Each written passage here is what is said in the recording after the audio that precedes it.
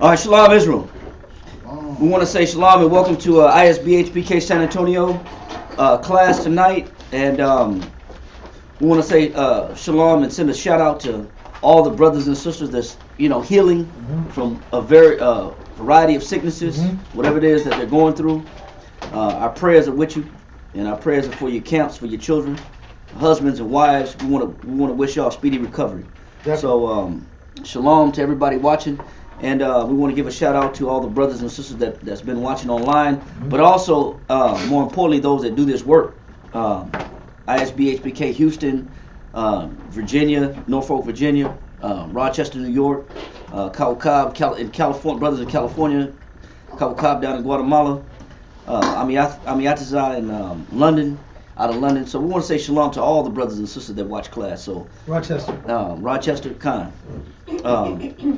And welcome to another class. We just kind of want to finish up where we started last week on Wednesday, which is the Survival Guide to Tribulation Part 2.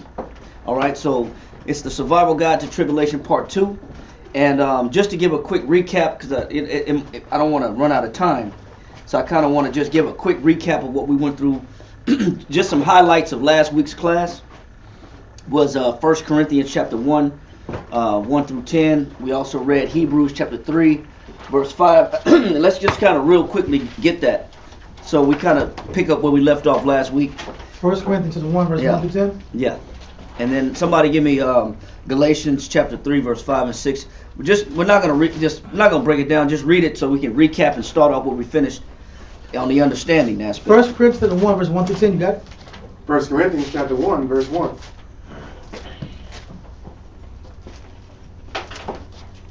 Paul, called to be an apostle. Hold on, I'm sorry. 1 Corinthians chapter 10, verse 1. Okay. My apologies. 1 Corinthians chapter 10, verse 1. And read,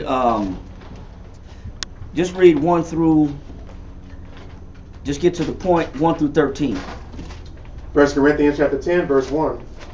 Moreover, brethren, I would not that ye should be ignorant, how that all our fathers were under the cloud, and all passed through the sea. And all were all baptized unto Moses in the cloud and in the sea. Go ahead. And they all eat the same spiritual meat. Go ahead. And they all drink the same spiritual drink. Go ahead. For they drank of the spiritual rock that followed them, and that rock was Yahushua. But with many of them, the Most High was not well pleased. And it said, with many of them, the Most High was not what? Was not well pleased. And why was the Most High not pleased with Israel during the time of the wilderness? And we had picked up in Hebrews chapter 3. Somebody get that, Hebrews chapter 3. And start at verse 7 and read on down to 12. Hebrews 3 and verse 7. Wherefore, as the Holy Spirit saith, today, if ye will hear his voice, go ahead. Harden not your hearts. So the reason why the Most High was grieved with that generation in the wilderness is because they had something wrong with their what? Heart. Their heart. Your heart is your what? Mind. Your heart is your mind. There was something wrong with their mind. And what was wrong with their mind? Go ahead. As in the day of provocation, and the day of temptation in the wilderness, when your fathers tempted me, proved me, and saw my works 40 years. Wherefore I was grieved with that generation, and said, they always err in their heart. The Most High said, the reason why the Most High was so angry with the children of Israel during the wilderness, because they were constantly making mistakes in the mind. And what we found out is that Israel couldn't comprehend the struggle that they were going through. They couldn't make sense of their situation. And because they couldn't make sense of their situation, they fought against their situation and their circumstance. They spoke against the Most High for putting them in that circumstance. They had no idea of what the Most High was doing, sending them through the wilderness. It was a testing ground, it was a proving ground. But they couldn't comprehend that. So they constantly complained, they murmured, they disputed, they were talking against the leaders, the elders, and the Most High, all it did was aggravate and agitate the Most High even that much more. Read on. Come. And they have not known my ways, so I swear in my wrath, they shall not enter my rest. Go ahead. Take heed, brethren, lest there be in any of you an evil heart of unbelief. And that's why he says, you got to make sure today that you don't fall in the same traps that our forefathers fell in back in the wilderness. So when we get adversity, the issues and the complaints we have and our gripes are signs of unbelief. God. the murmuring, the complaints, all these things that we do to speak against our situation, not embracing the struggles, but we talk about, I don't deserve to go through this, or I shouldn't have to go through what I'm going through, or this is beyond me, this is beneath me. Yeah. So this is all a form of complaining in the eyes of the Most High. Go ahead. If that answers your question. Come. Go ahead. In departing from the living power. And every time that I complain, every time I murmur, every time I have a problem with what the Most High is taking me through, and I'm arguing against it, and I refuse to see the positivity in my situation, he says, I do what? I depart from who? The living power. And this is what Titus chapter 1 verse 15 to 16. Somebody else read Titus chapter 1 verse 15 to 16. Not besides these two brothers. I know they're reading. Somebody else get Titus chapter 1 verse 15 to 16. Titus chapter 1. Yeah. And what verse? Verse 15 to 16. 15 to 16. Come on. Let's get that. Got it? God. Titus chapter 1 and verse 15 reads, Unto the pure all things are pure. That's why it says what? Unto the pure all things are pure. Go ahead. But unto them that are defiled and unbelieving Go ahead. is nothing pure. So somebody that's pure in the mind. So in order to survive what you're going through, you constantly have to fight to keep a pure, positive outlook. You got to keep a pure mind. That's why it says, to the pure all things are pure, but to them that are defiled and unbelieving, nothing is what? Pure. Go ahead. But even their mind and conscience is defiled. So then when my mind and my conscience is defiled, I separate myself from the Most High. There's no longer a relationship that the Most High wants with me, because I can't see him in the proper perspective. And everything he takes me through is always a complaint, it's always a gripe, it's always an issue, it's always a problem. So I start to separate from the Most High. Read on. They profess that they know the Most High, but in works they deny him. Go ahead. Being abominable and disobedient. Go ahead. And unto every good work reprobate. And unto every good work they begin to be what? Reprobate. Reprobate meaning not enduring proof or trial. That's what we went over last week. That's what reprobate mind means. You said reprobate is what? Not enduring proof or trial. So when I don't endure the trials, and I don't endure the proving time that the Most High is putting me through this tribulation, or these situations that I don't understand, that makes me uncomfortable, I don't feel right, all this situation is the Most High putting you to the test. He says, so when people fail to be able to put through the examination that the Most High has them going through, because we also read Ecclesiastes 2:1 last week that said what? My son, if thou comest to serve the Lord, prepare thy soul for what? Temptation. For temptation, right? So if I fail this proving time or this trial period, then he says I become in all good works, I become reprobate. Meaning that whatever I do now, that it's out of anger, it's out of maliciousness, because I can't see the good in what I'm going through. And that's the focus, and that's the hard part of going through tribulation, is finding the good. People always talk about, there's a silver lining in every cloud. Look for the silver lining. All that means is look for something, look for a reason to be positive. But also Philippians chapter 4 verse 8 says what? Somebody read that. Somebody else read that. Philippians chapter 4 verse 8 says what? Philippians chapter 4 verse 8. Finally, brethren, whatsoever things are true. It says whatsoever things are what? Whatsoever things are true. Go ahead. Whatsoever things are honest. Go ahead. Whatsoever things are just. Go ahead. Whatsoever things are pure. Go ahead. Whatsoever things are lovely. Go ahead. Whatsoever things are of good report. Read on. If there be any virtue, and if there be any praise, think on these things. So there's a whole list of things that you should be thinking about. So regardless of what you're going through, you're looking for the good in what you're going through. Regardless if the actual circumstance is painful, if the actual circumstance is uncomfortable, or you have no actual control in the circumstance, you're supposed to be looking for the good within the situation. And that's what everybody should be looking for. This is how you make it past your negative times or your low times in your life. This is how you make it through those uncomfortable moments where the Most High is putting you to the test. Because we also read last week what? 1 Peter chapter 4 and verse 12, I believe, said what? Somebody read it. And then somebody else, we're kind of giving a quick recap. We don't want to repeat the whole class. 1 Peter chapter 4 verse 12. 1 Peter chapter 4 verse 12. Beloved, think it not strange concerning the fiery trial which is to try you. So everything the Most High put you through is a what? Trial. That's a trial. Another word for trial is what? Test. A test. All your battles are tests. All your low points in your life, your depression, your anxiety, your down times, the loneliness, the fear, all of it is just testing. The Most High is testing what you're made of. He wants to see what you're made of. He wants to see what caliber of person or what caliber of your faith do you possess. So the Most High uses the conditions in your life to put your mind to the test. And one of the things that we read last week on Wednesday was about fortitude. The definition of fortitude, if you have it in your notes, it was what? If you don't, if you didn't write it down, what is it? You can get the definition now. What's the definition of fortitude? Fortitude. It is that strength or firmness of mind or soul which enables a person to encounter danger with coolness and courage. Read on one more time. That strength or firmness of mind or soul which enables a person to encounter danger with coolness and courage. With what? With coolness and courage. With coolness and courage, right? Kind. So this is the part that's inward, that's inside of a person. This is not. It's nothing you can do physically to develop this, but it's how you prep your mind and how you prepare your thoughts while you're enduring hard times and tribulation. It's how you prepare up here in the mind. It's all the battle is all mental. You know, so it's all what you tell yourself when you're going through something, right?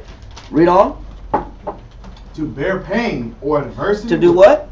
To bear pain or adversity without murmuring. Without what? Murmuring. Without murmuring. So that's what the Most High wants to see. How uncomfortable can you be made in your life until you start to make complaints? How uncomfortable can you be in your life until you start opening your mouth and start talking against what you're going through?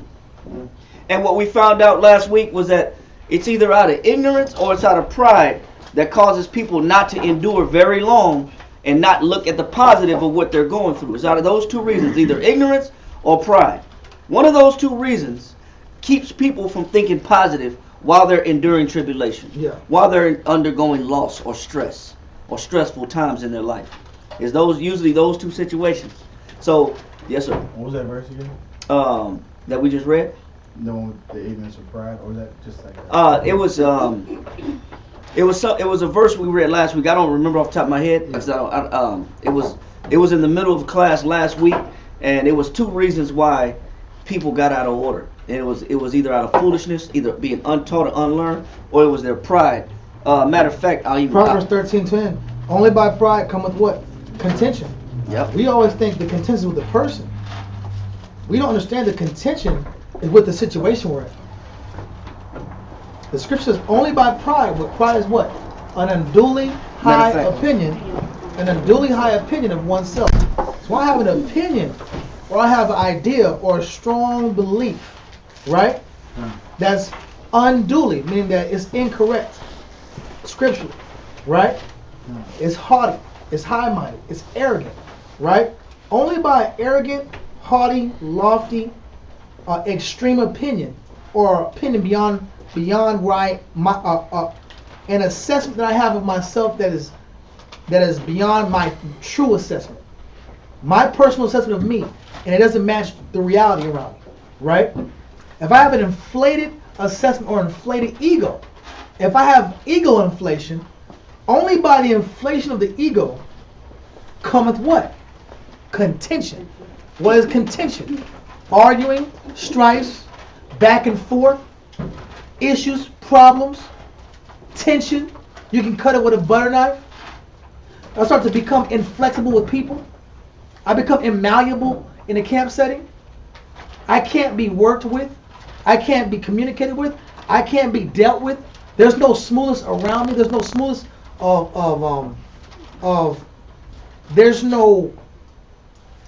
I can't be interacted with. The interaction with the people around me shows where my spirit's at. It shows that I have an inflated ego or a false sense of confidence, right? So only by pride comes that spirit. And we think that's just with people in our relationships, but really it'd be with the situation that we're in.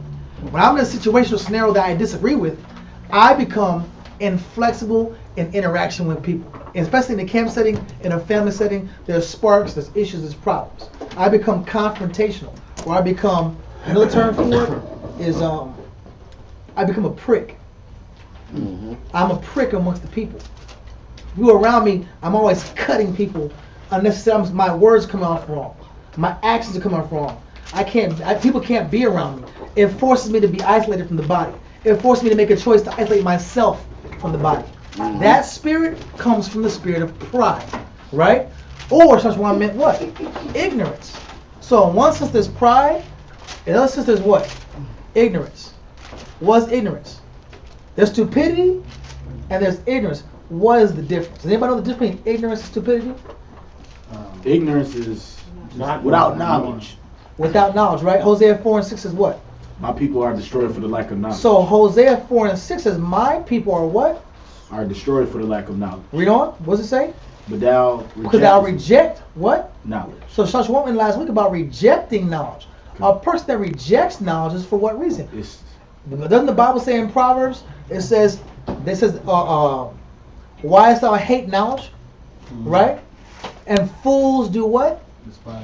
Fools hate what? Wisdom. Knowledge. According to Proverbs chapter 1, it says, and fools hate knowledge. So because I hate knowledge, I reject knowledge, the Most High does what? He rejects me. So what comes around me? The spirit of contention. The spirit of being an adversary amongst the body. Being opposite, being contrary. These are natures of people that are inflated in ego, or they're operating the spirit of what? Ignorance. Meaning what? I can't be told anything. I don't want you to give me more information, because usually it makes me feel some type of way. What you're saying affects me. What you're saying affects my confidence, my self-esteem. Affects what? I don't like how you checking my routine, my patterns. Right. You're not qualified to check me. Not you. Yeah. The statement's true, but I don't like who it came from. Right. I don't like the messenger. That shows that, you know, when the tribulation comes, and because an angel has to come out the sky and talk to you, because your brother can't talk to you, your elder sister can't talk to you, your peer can't talk to you, you require an angel, or Yahushua must get off the throne himself to tell you you're off. That means you're beyond instruction. A person's beyond instruction remains where? In darkness. And fools hate what? Knowledge. Knowledge is light. So I'm out the light of the Most High because I'm in the darkness. The darkness is what? Absence of information. Absence of wisdom. Absence of instruction. So now what happens? I just offend people and I'm negative. Those are situations where I will not survive the tribulation. Yep. Because of my pride. Because of my pride. And one of the verses I went to last week that on what Daviad's bringing out perfectly is Psalm chapter 10 verse. I'm not going to read all of it, but start at verse 4 just to get to the point. Psalms 10 and 4. The wicked, through the pride of his countenance, go ahead, will not seek after the Most High. So in the midst of tribulation, I'll try to figure it out myself. I'll say, man, I'll figure this situation out myself.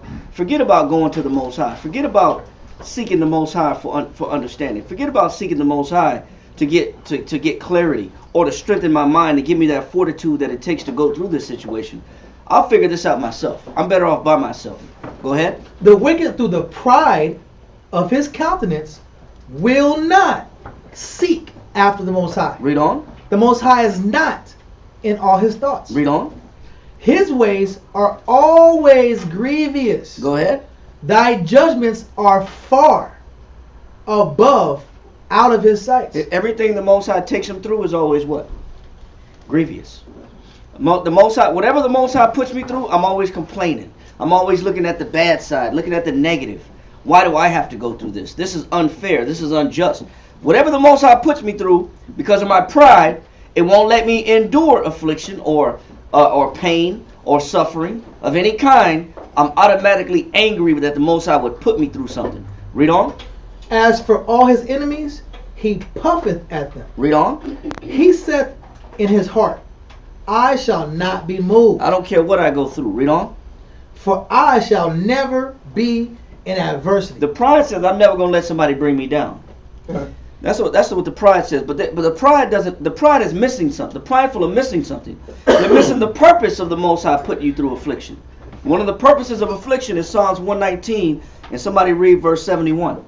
Psalms 119, verse 71. Psalms 119, verse 71. Read that. It is good for me that I have been afflicted. Read that again. It is good for me that I have been afflicted. No, it's grievous to me. It is good for me that I have been afflicted. I'm too good to go through this. It is good for me that I have been afflicted. God is love. It is good for me that I have been afflicted, Read on. that I might learn thy statutes. That I might what? That I might learn thy statutes. What was the purpose of the affliction? That I might learn. So exactly. So everything that I go through in my life, good, bad, or ugly, there's something to what from it? To learn. There's something to learn from it. But a prideful person won't learn from the situation. They'll only blame the Most High for taking them through it. They'll never see the good and the lesson that's involved behind the affliction, behind the tribulation. It's all they can never see the good in it. But there is something in it. There is some good in it. You're supposed to be getting some education out of your tribulation. It's supposed to be teaching you something. True. And what we learned last week about one thing that it teaches you is to lean on the Most High. And David said that in Psalms 23. Get that real quick. It's either Psalms 23 or 24. Psalms 31, and read verse 22 to 24. That's what. We're recapping what we went over last week. We're going to pick up from last week and continue. So we're just kind of going over what the purpose of the lesson was last week to get started. It was 31 and 22. Okay.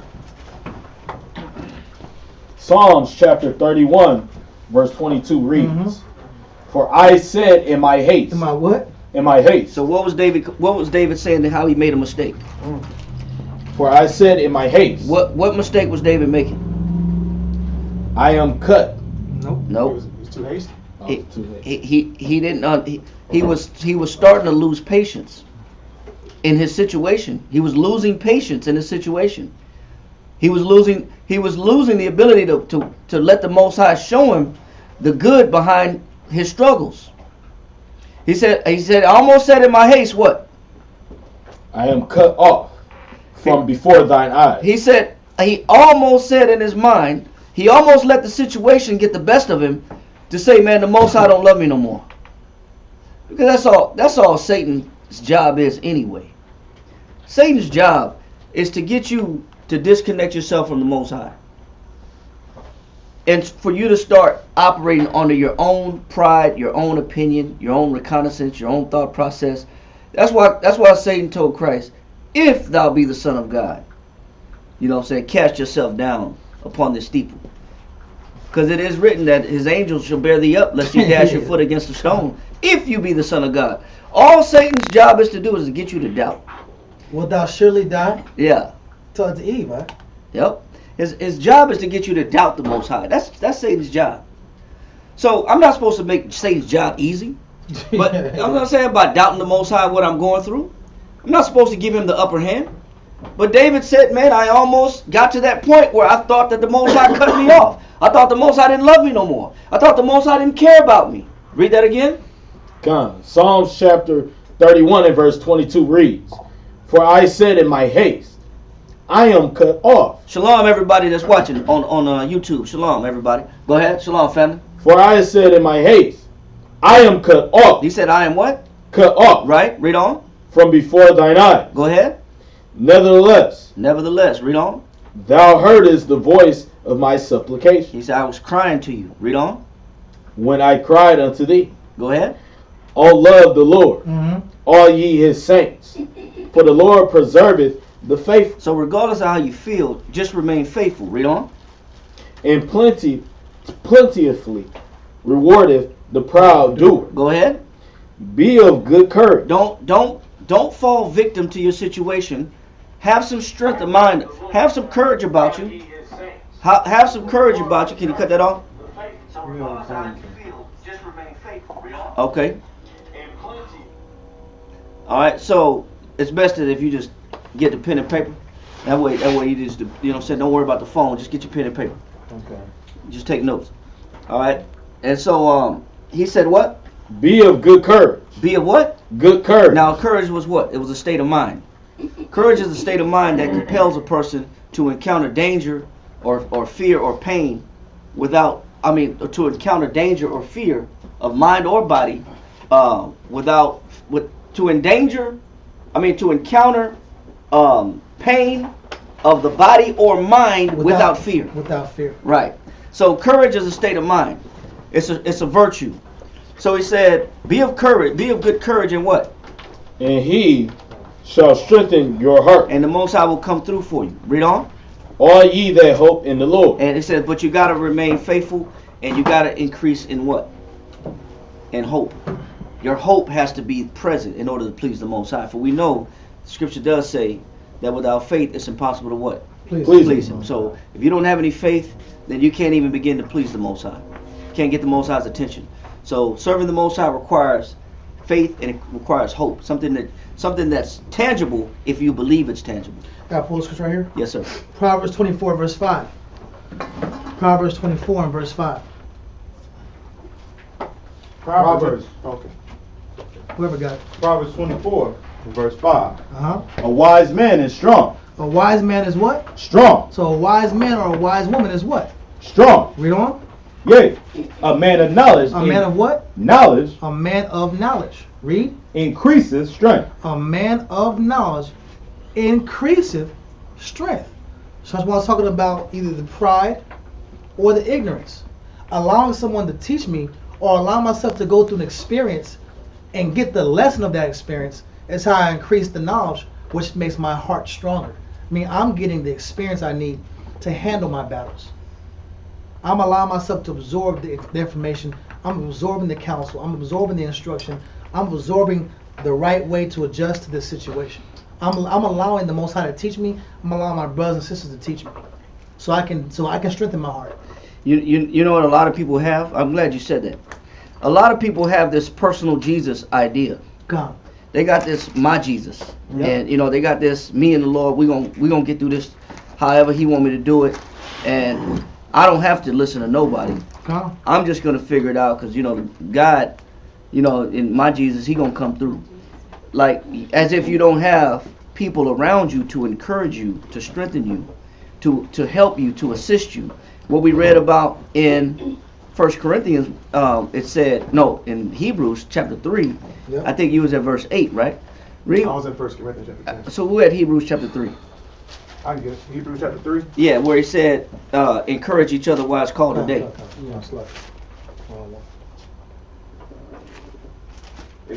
Exhort, yeah. Hebrews chapter 3, verse 13. Read that. But exhort one another daily. It said, but you need people around you to do what? Exhort one another daily. You can't fight this battle by yourself. No. It says, exhort one another how? Daily. You got to put people around you to exhort you. What does exhort mean for those that may not understand? What does exhort mean? What is exhort or exhortation? Exhort or exhortation. So get the definition. Write it down if you don't have it. Exhort, to incite by words or advice. To motivate you. That's like having a personal trainer. That's like having somebody right on spotting you on the bar. Come on, you can do it. Let's go. You got this. You got this. You got one more left. Let's go. You can do it. Push. Breathe. You're gonna push it up, buddy. Yeah. You have to.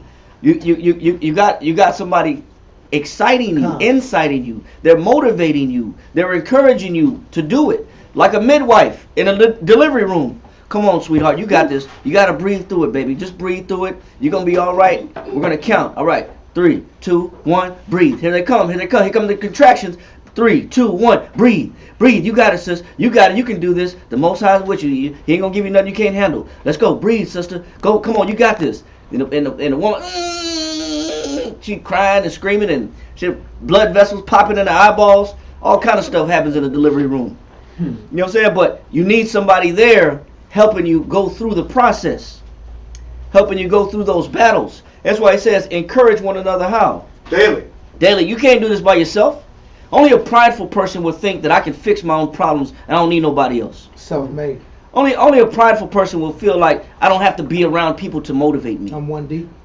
You know what I'm saying? And I can fix my own problems. That's your pride talking. The scripture says encourage one another how? Daily. Exhort one another daily. You need somebody there pushing you where you don't want to be pushed.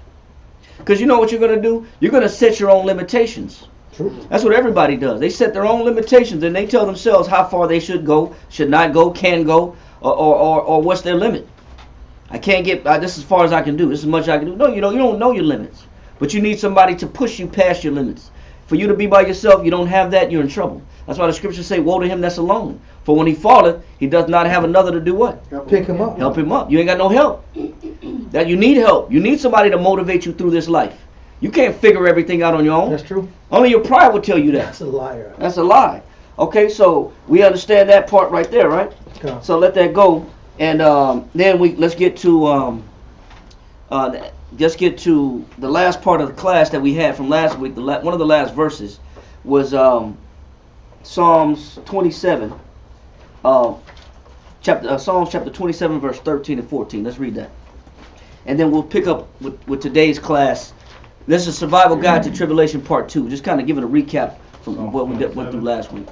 Psalms 27 what? Psalms 27, verse 13 and 14. Come. Psalms 27, verse 13. I had fainted. He said, what? I had fainted. We already read that David got weak. Last week we read David was envious of the wicked. We read that David, we just read a minute ago, my water read that David said he almost slipped or got weak. He was hasty. He was hasty because he started thinking the Most High wasn't with him no more. And now he's saying right here, he did what? He said, almost fainted. Go ahead. I had fainted unless I had believed to see the goodness of the Most High. So he said, I stayed firm because I wanted to see if the Most High keeps up his end of the bargain. I want to see if the Most High is true. So I'm going to hang in there and I'm going to stay faithful. And I'm not going to give up because I want to see if the Most High's word is true and if he's really real. So I'm going to stay focused and fervent in fighting. Read on. In the land of the living. Go ahead. Wait on the Most High. That's why he said do what? Wait on the Most High. That's why David said no matter what you go through, you have to what? Wait on the Most High. Even if you don't have an answer for your problem, you still got to wait on the Most High. Go ahead. Be of good courage. And that's why it said once again, be of what? Be of good courage. Be of good courage. You gotta navigate through this life with courage, with humility, and you gotta have some fortitude, and you gotta have some patience. And if the children of Israel coming out of Egypt, when the Most High was recalibrating their minds and trying to redirect them in trust, I'm trying to disconnect you from your captors, from your oppressors. I'm trying to get you from depending upon your oppressors. And I'm trying to get you to lean on me. I'll take care of you. That was the purpose of the wilderness. The wilderness was the Most High readjusting their dependency. And that's why the Most High said, just to add on to that, Isaiah 31-3 says what? Somebody read that real quick. Isaiah 31. Chapter 30, verse 1-3. Isaiah 30, verse 1. Woe to the rebellious children. That's why he said, woe to who? The rebellious children. The word woe means destruction. That's what happened to the children of Israel in the wilderness. After 40 years, we walked around the wilderness for 40 years in vain. All for nothing. Because we couldn't see the good in what we were going through. That same perspective is alive today. That same perspective is alive and well. People can hardly ever see the good in what they're going through. And not recognize that everything you're going through, the Most High is just testing you. And he's building you up. And he's making you more dependent upon him. That's why David said, I almost fainted, but I believed. And so I'm telling y'all, wait on the Lord. Wait on the Lord. So he said, woe to who? The rebellious children. What was wrong with these children? Read on. Save the Lord, that take counsel, but not of me. Go ahead. And that cover with a covering, but not of my spirit. Go ahead. That they may add sin to sin. Go ahead. That walk to go down into Egypt. It says that walk to go down into Egypt. The Most High took us out of Egypt. We want to go back to Egypt. Go ahead.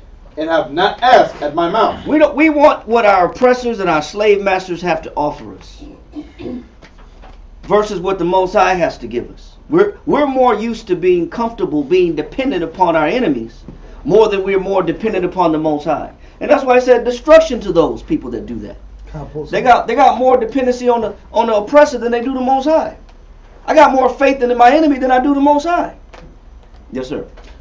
Yes, sir. To help the point. Yeah, please. Proverbs 14 and verse 14. Proverbs what? 14 and verse 14. Hold that in Isaiah.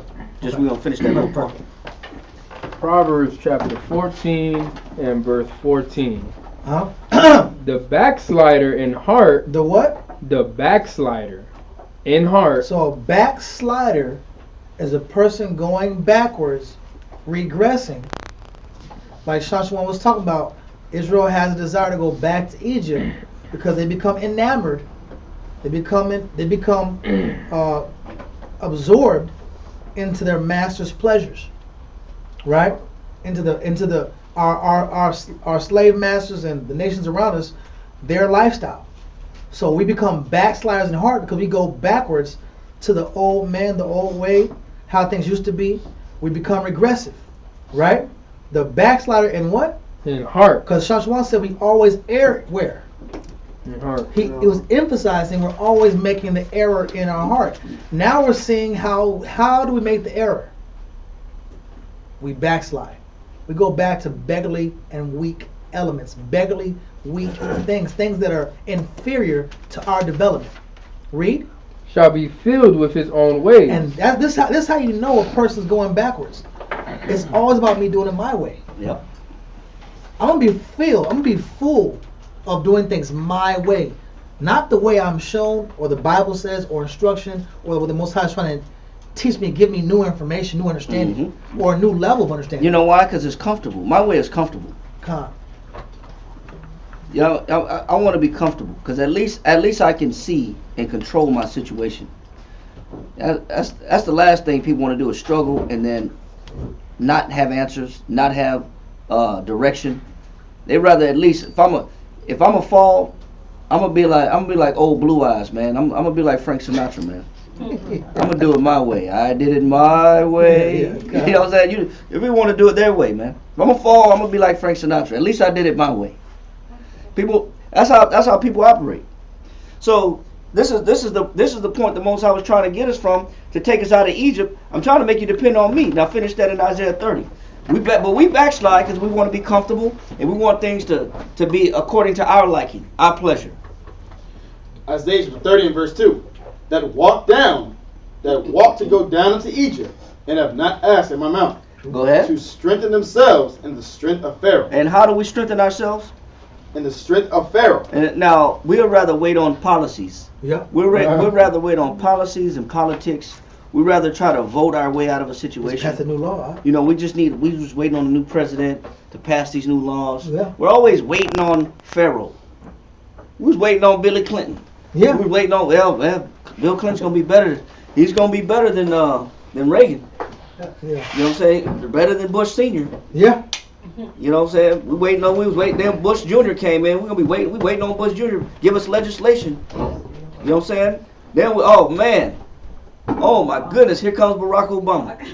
He's made it to the promised land. Yeah, we get on the bus. Yeah. We going to D.C. Yeah. We going to D.C. because we waiting on legislation. We waiting on Pharaoh. Did 8 years of that. Then we waiting on Trump. That's crazy. Trump freed some slaves. Give you 4 more years, I'll free some slaves, y'all. He freed some slaves. He gave some pardons. No, we just joking. He said no, but he did let some guys out of jail. That's what we right? talking about. That's what we talking about. Okay. Yeah, that's what we I talking didn't catch it. Yeah, that's what we talking about. Actually, he did. That's Would have some privilege around Trump. you know what I'm saying? I didn't catch on to it. Yeah, I understand, but Like he but did. we waiting on Pharaoh, Come on. and that's what it represents. Just we're waiting on state, federal, city, local legislation to help our circumstance. The Most High said, "Listen, man, you've been waiting on Pharaoh, these so-called leaders." He said, "You've been strengthening yourself in their legislation. What about my legislation? What about the way how I see things? What about how I want you to conduct yourself? What about the food I want to feed you?" Read on. And to trust in the shadow of Egypt. And they trust in the what? The shadow of Egypt. So what the Most High was doing by taking us through the wilderness was to recalibrate our trust. Stop trusting in Pharaoh and learn to trust in the Most High. And we couldn't see the good in that process, that transition. We only saw how uncomfortable we were in the wilderness. We didn't think about that the Most High just opened up the sea and let us walk through on dry ground, and the fall of our enemies was right behind us, and the waves collapsed on our enemies. And then when you read into Josephus, It talks about not only were the Egyptians drowning, but the ones that did kind of swim their way from the bottom, the Most High sent lightning bolts down on top of them, making sure they didn't make it. Wow. So after you witness all this with your eyes and seeing that the Most High is with you and He's on your side, we still get 3 days into the wilderness, 1 month, 30 days into the wilderness. We're already complaining to Moses. We're getting ready to stone Moses. We're already saying, I wish I was back in Egypt. Because trusting the Most High is harder than it sounds. It may sound easy, but when you ask people to actually do it with their life, that's when you start having a conflict. Now you start asking people to trust the Most High for real with their lives. Now here comes the conflict. Here comes the doubt. Here comes the fear. Here comes the uncomfortableness. So this was all last week. So we kind of want to continue from this point. Hebrews 10 and 35. So this is the continuation of that was just kind of recap. But continuing from last week, Hebrews chapter 10 verse 35. Let's read that. Hebrews chapter 10, verse 35. Go ahead. Cast not away, therefore, your confidence. And so when you're going through tribulation, you got to keep your what? Confidence. You got to keep your confidence. Go ahead. Which hath great recompense of reward. Because if you hold fast and wait on the Lord, like David said, there's a reward at the end for keeping fast your confidence in the Most High. When you learn the Most High, He knows that it's not easy. That's why He put you through the test. But He's not leaving you alone. There's people around you who are going through it as well. There's people around you that are living by faith as well. There's people around you that are encouraging you, that are inciting you, that are motivating you to continue in faith. And also what we read last week, if you didn't have enough of those examples, you had the examples of your forefathers of what the mistakes they did that was wrong and the things that they did that was right as a battle plan on how to get through your situation. Read on. He said, cast not away your confidence, for that what? Great recompense of reward. Go ahead. Verse 36. No, that's it. Go to Ecclesiasticus in the Apocrypha, chapter 4, verse 28. Somebody read Ecclesiasticus chapter 4, verse 28. Somebody read that. Ecclesiasticus chapter 4, verse 28. Yep. Ecclesiasticus chapter 4 and verse 28 reads, strive for the truth unto death. How far does the Most High want you to go for righteousness? Unto death. How far does the Most High want to take you? How in this testing period? This testing period may take you close to what? Unto death. It may take you close to death, which is a breaking point. You know what I'm saying? But you never know how far this testing period is with the Most High. The Most High wants to see, do you really believe? That's why it says, strive for the truth unto what? Unto death. And if you can endure, even to the point where you're about to die, then the Most High sees, and then He knows, and then He understands that you have what? Fortitude. That you got faith, and you believe. And then when He sees that you believe, then what? Read on. And the Lord shall fight for thee. Then the Lord shall what?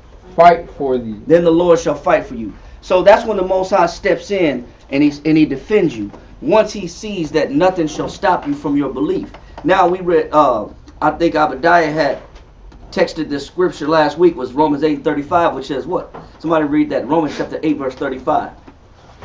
Yeah, we ain't put it on there. Romans 8,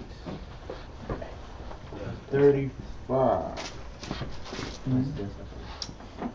Who shall separate us from the love of Yahushua? And That was 8:35. Right, and that's what the Most High wants to know. What do I got to take you through to where you'll get to the point of saying, man, maybe the Most High is not with me? Some people got easy breaking points, man. Sometimes the Most High just got to touch their money. He touched their finances, they don't believe in the Most High. Ooh, I don't know about this. Yeah. Get that shot. I don't know about that one. Yeah. I don't know how I'm going to make it. Oh, You know, sometimes it's just money. Sometimes it's relationships. yep. Sometimes the Most High, you know what I'm saying, hit your household. And then just the relationship is a breaking point. Now I don't believe no more. Or sometimes it's a blessing. Sometimes the Most High bless somebody with something, and it's just like, oh, okay, I don't need the Most High That's no the more. breaking point. That's the breaking point. All I had to do was wax your palm and give you something that you wanted, and then you don't believe in me no more. You got options now, right? You got options, you Was know. poor, but now they hit the lotto. Right. So now I don't need the Most. I'm not dependent on the Most High no more. It's many different things that we'll go through will reveal our faith in the Most High. The Most High just wants to know. He wants to know, what is your breaking point? Where do I got to put you through to get you to the point where you're going to say, maybe the Most High is not real, like David almost got to. Maybe the Most High don't love me no more. Because that's what the Most High starts to see, the core of a person. He starts to see the realness, the trueness behind your belief, right? And where is that? In Isaiah 32, verse 11. He says, they draw near to me with their mouth. Was that their heart? Yeah. Their heart? Yeah. Is that Isaiah 32? Far from it. Yeah. Where's that at? That's in 29 and 13. Yeah, 29 and 13. Read that, Isaiah. Isaiah chapter 39 and verse 13 reads. Isaiah 39 or 29? 29, so like it. Isaiah 29, y'all got to see Yeah. the camera. God. Isaiah chapter 29 verse 13 reads, wherefore the Lord said, for as much as this people draw near me with their mouth. Who said this? The Most High. The Most High said this. The Most High knows when people get weak. The Most High knows the intentions of people's hearts. The Most High can reveal when people start to get real shaky in their belief and unsure. We have situational belief. Right. Circumstantial belief. God. Only if the situation and circumstance is right, then I believe in the Most High. But as soon as I become uncomfortable, then I don't know if I believe in the Most High or not. He says these people do what? These people, Salakia. Wherefore the Lord said, for as much as these people draw near me with their mouth. Read on. And with their lips. And with their what? Lips. Go ahead. Do honor me, but have removed their heart far from me. It says they remove their what? Heart far from me. So their mind is not on the Most High, but their mouth swears up and down that they believe in the Most High.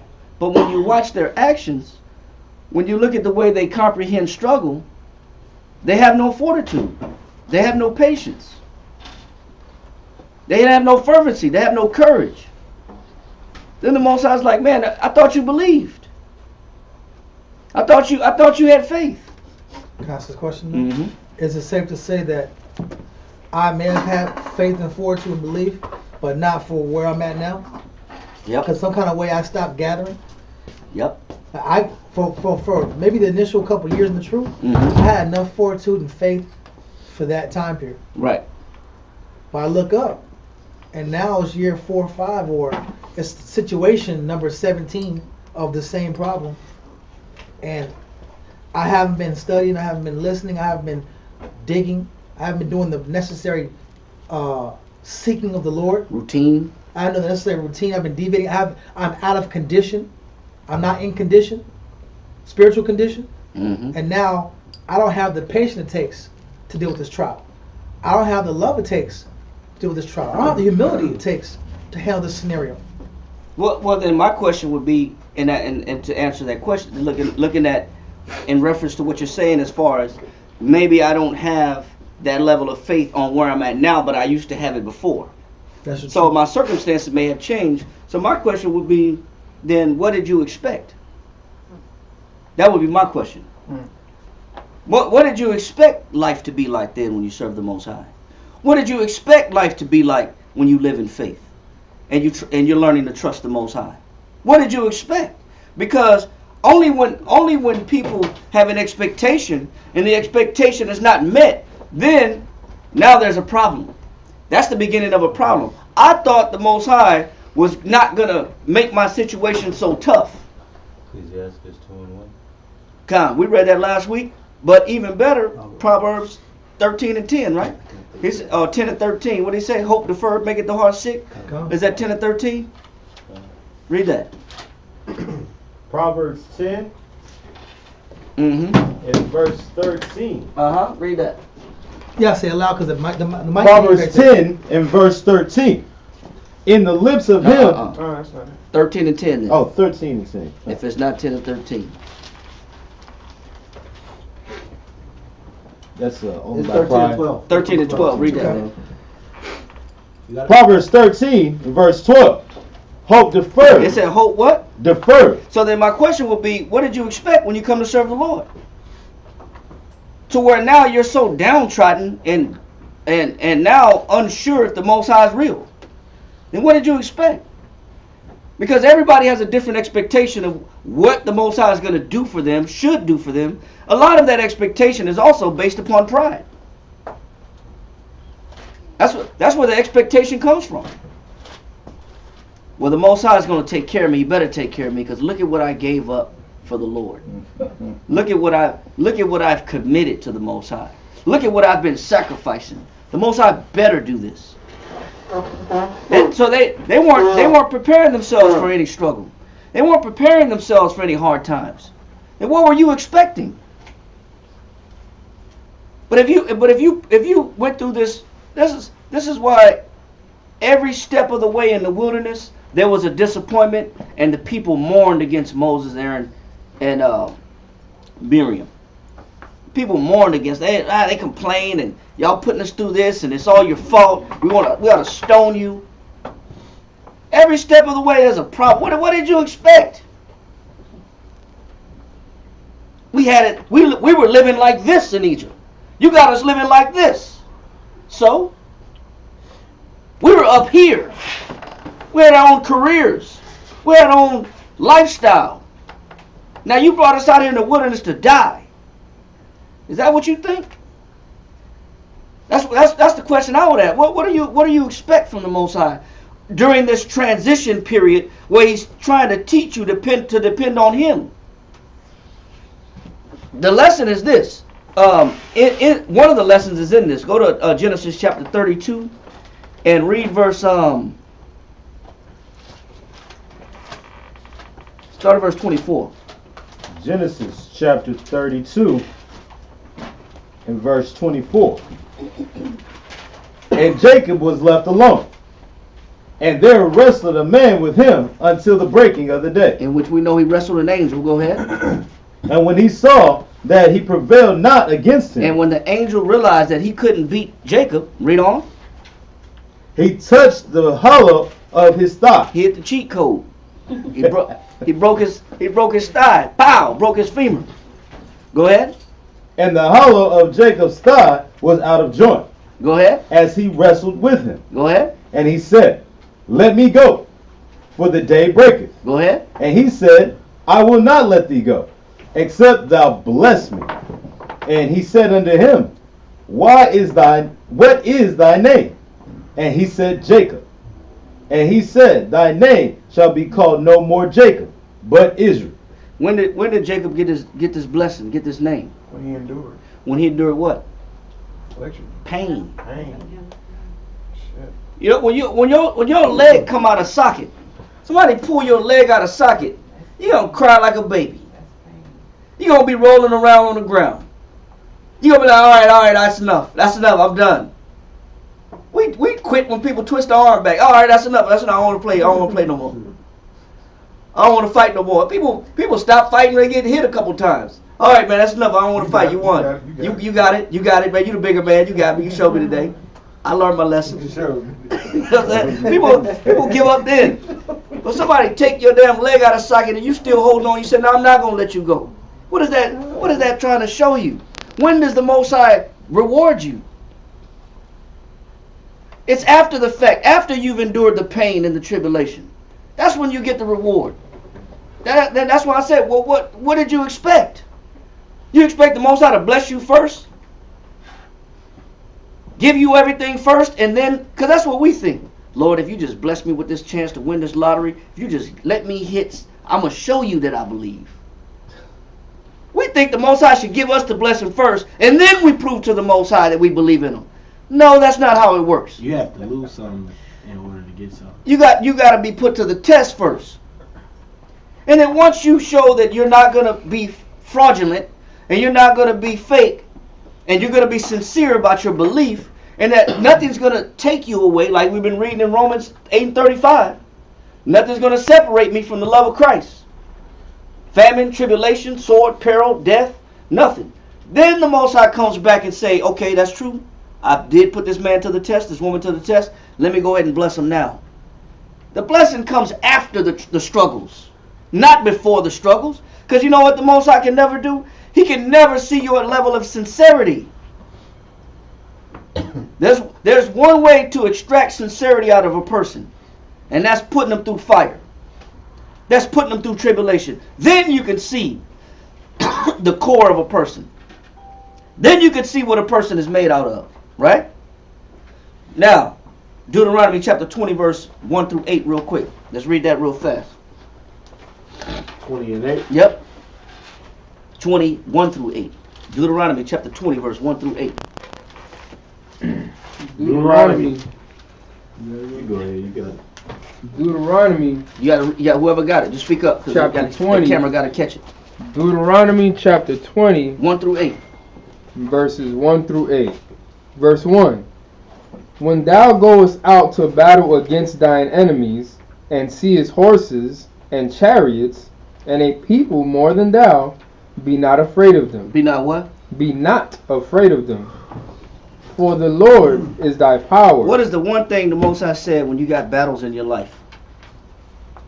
He said, be what? Be not afraid. So when you catch hell in your life, when you go through problems and struggles in your life, you can't be overwhelmed and overthrown by your situation. Even when you feel like you've had it up to here, and I've had enough, and I've endured enough, and I can't take this no more. The Most High said, be not afraid of what's in front of you. Read on. It says, for the Lord thy power is with thee. Because the Most High is what? He's with thee. Do you really believe that? A lot of people say they do until they get put through some situations. And then the circumstance and time will tell. The battles will be able to test a person's ability to determine if they really do believe. The Most High wants to know. Read on. Which brought thee up out of the land of Egypt. I already destroyed your enemies out of Egypt. Now you're about to embark on some new battles that you haven't seen before. You're going to encounter some danger that I have yet to show you. And this is what it's going to take to inherit the promised land. Read on. Verse 2. And it shall be, when ye are come nigh unto the battle. When you get close to the battle, when you get close to the enemy, swords, giants, outnumbered. They got horses, they got chariots, they got catapults, they got men with bow and arrow, archers. They got skilled javelin throwers, all kind of stuff. Read on. Rock thrower. Go ahead. That the priest shall approach and speak unto the people. And who got to speak to the people? The priest. The priest got to speak to the people. That's where they get their incitement from. That's where they get their encouragement from. That's where they get their motivation from. That's what they're feeding off of. They're feeding off the words of the priest. That's what's getting them to get through. That's what's initially stirring up their courage. The priest is stirring up their confidence. Read on. Verse 3. And shall say unto them, Hear, O Israel, ye approach this day unto battle against your enemies. Let not your heart faint. Fear not. Let not your what? Your hearts faint. Somebody give me the definition of faint real quick. He said the priest has to tell the children of Israel to not let their hearts faint. Don't focus on what you're seeing in front of you. Yes, the enemy is their giants. These Philistines, these Ammonites, these Canaanites, these Girgashites, these Perizzites, these Hittites. Yes, they're giants. Yes, they're experts at war. But don't focus on them. Read on. Definition of faint, hardly perceivable. It says what? Hardly perceivable. Now write that down. Everybody write that down. What's the definition of faint? Hardly perceivable. It says hardly what? Perceivable. Hardly perceivable. What does that mean? Can't see it. Like it's hard to see your way out. It doesn't sound or seem likely that you'll be successful. You can't see the success in going up in dealing with this situation that I'm dealing with in my life. I don't see the success in it. I don't see how I'm going to get out of this situation. I don't see how my circumstance is going to change for the better. I don't see any I don't pros. see it. I see all kinds. I see nothing but enemies ready to take my head off. And this is how a lot of our people operate in life. They cannot see the good. But he said hardly perceivable. What else? Lacking courage and spirit. Oh man, faint means what? Lacking courage and spirit. Lacking courage and what? Spirit. Belief, faith, drive. Dang, come on, man. Effort. What else? Cowardly. Oh man, come on. What else is faint? Wow. Cowardly. Cowardly. Says, Hold that definition. What else you got in that definition? producing a sensation of faintness. It says producing a sensation of what? Faintness. Faintness. Okay. Producing a sensation of faintness. Shalom. Desmond, good to see you. Shalom. All I right. see you, sir. Good to see you. Good to see Desmond. Shalom. It says producing a sensation of what? Faintness. Of faintness, right? All right. Hold that definition. We should have written it down. Read on in the scripture. Deuteronomy chapter 20 and verse 3 from the top. And shall say unto them, the priests are going to tell the children of Israel. Go ahead. Hear, O Israel, ye approach this day unto battle against your enemies. Go ahead. Let not your hearts faint. Let not your what? Your hearts faint. Faint means hardly perceivable, lacking courage and spirit, cowardly. Producing a sensation of faintness. Read on. Fear not. It said do what? Fear not. Read on. And do not tremble. And do not shake. Don't be quivering over here, man. You know it's cold outside. Your teeth is chopping. You know that's fear. Do that too. Fear make you tremble. Fear brings anxiety. Fear brings stress, high stress levels. And what the Most High is saying is your life is going to be made of situations that are going to bring high levels of stress and anxiety. Read on. Neither be ye terrified because of them. Terrified. Yeah. Go ahead. Verse 4. For the Lord your power is he that goeth with you. We just read it from the top. The Most High said he's with us already. The priests have to ensure and say it again to try to instill the belief into the soldiers that the Most High is with you. They got to be reminded of this. Read on. To fight for you against your enemies to save you. Go ahead. Verse 5. And the officers shall speak unto the people, saying, what man is there that have built a new house? Go ahead. And have not dedicated it? Go ahead. Let him go and return to his house, lest he die in the battle, and another man dedicate it. Go ahead. And what man is he that hath planted a vineyard and have not yet eaten of it?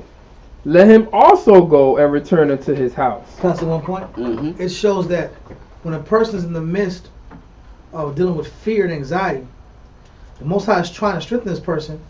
If I can't get my mind off of my property, off my personal agenda, off my personal priorities, off the things that I care about in this physical realm, then I can't really get the power of the Most High. Mm-hmm. That was it. Makes sense, man. Read on. I like what you're saying. Because you know, a lot of these things will deter somebody from the battle. Some people are scared of losing. Man, I just planted that vineyard, never gonna eat from it. Man, I just built a house and never gonna see it, never gonna live in it. Then why? You know what that does? That brings a mentality of regret. Then why did I even build the house then? You don't need that guy on the battlefield. Yeah. Why did I even build a house if I'm just gonna die anyway? You don't need that person in the battle. Why did I do the? Because that's a normal mentality. Matter of fact, hold this real quick. Hold this where you at. Go to see if I can find it real fast, man. That's a normal mindset.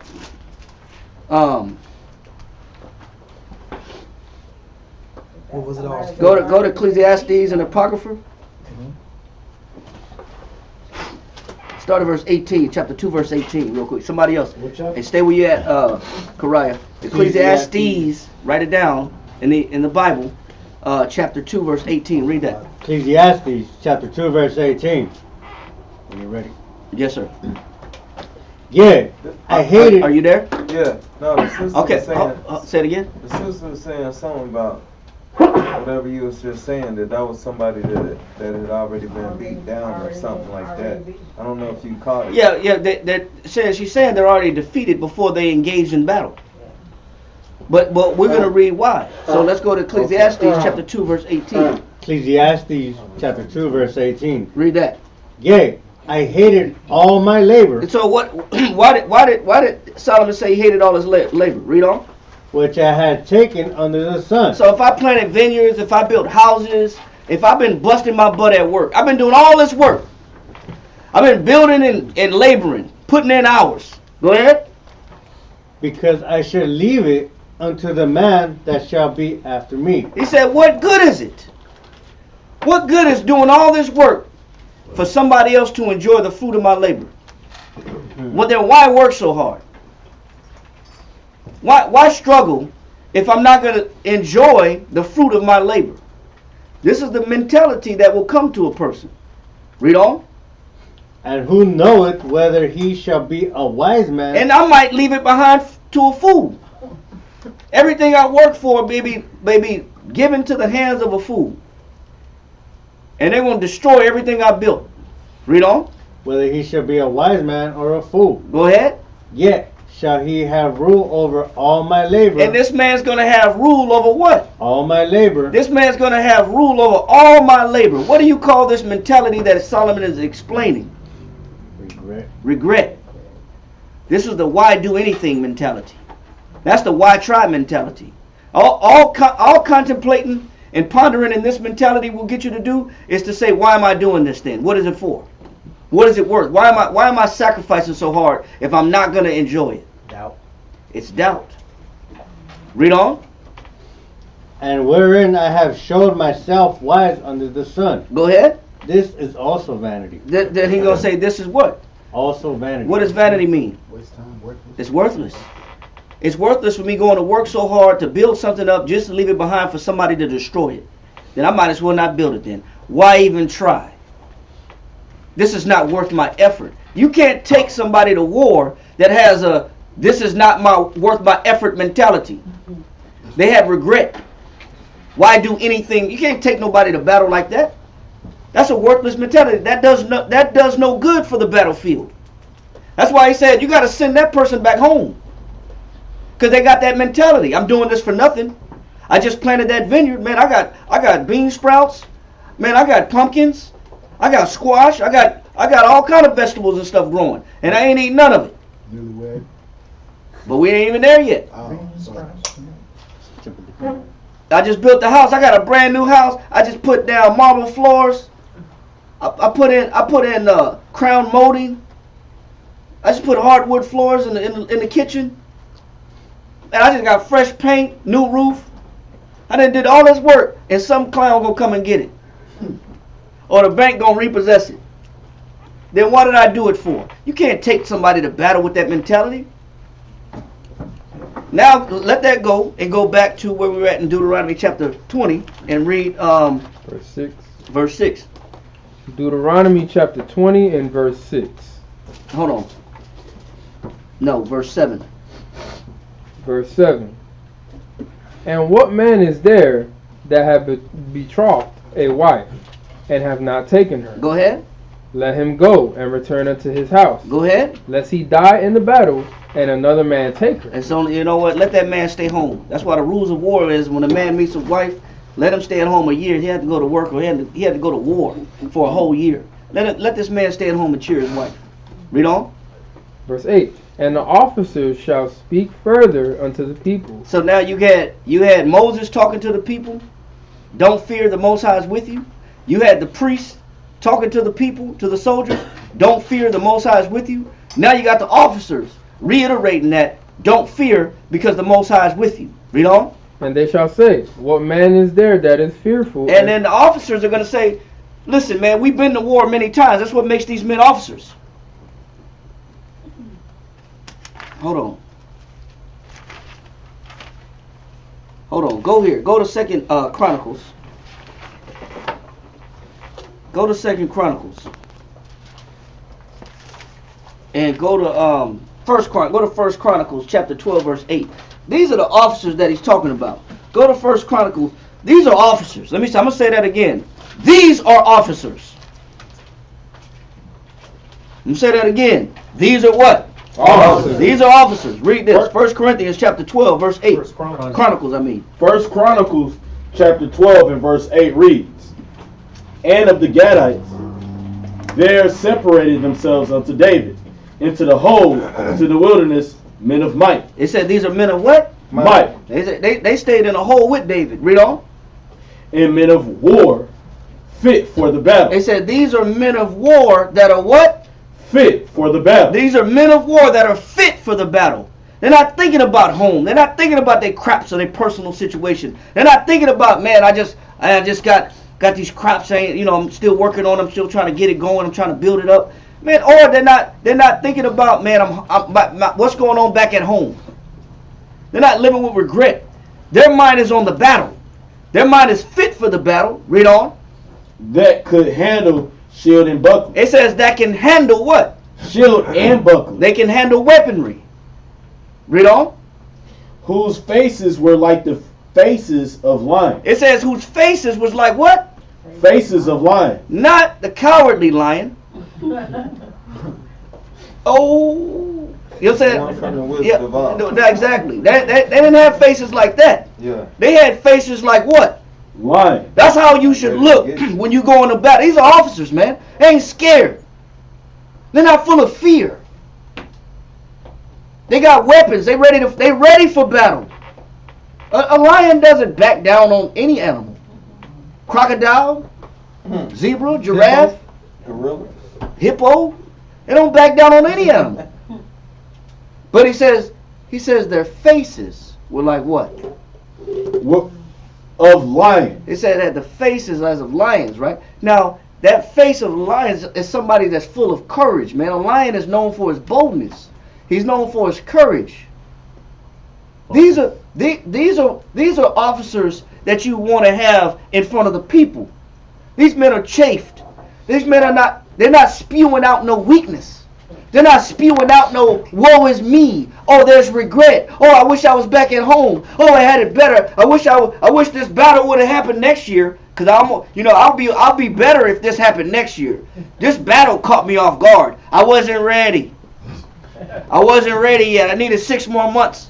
Man, or they just pushing weakness. You don't need no officers pushing no damn weakness. Emanating this.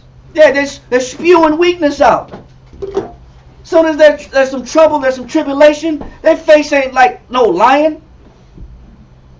Their face is running. There's fear on their face. It's doubt on their face. You can't have no officers like that. So go back to Deuteronomy chapter 20. Deuteronomy chapter 20 and verse 8. And the officers shall speak further unto the people. Go ahead. And they shall say. And they shall say what? What man is there that is fearful? He said, you scared. Go ahead. And faint-hearted. And what? Faint-hearted. What's that definition of faint? Hardly perceivable.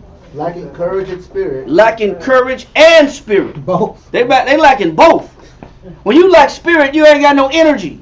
You act like you can't move. You're paralyzed with fear.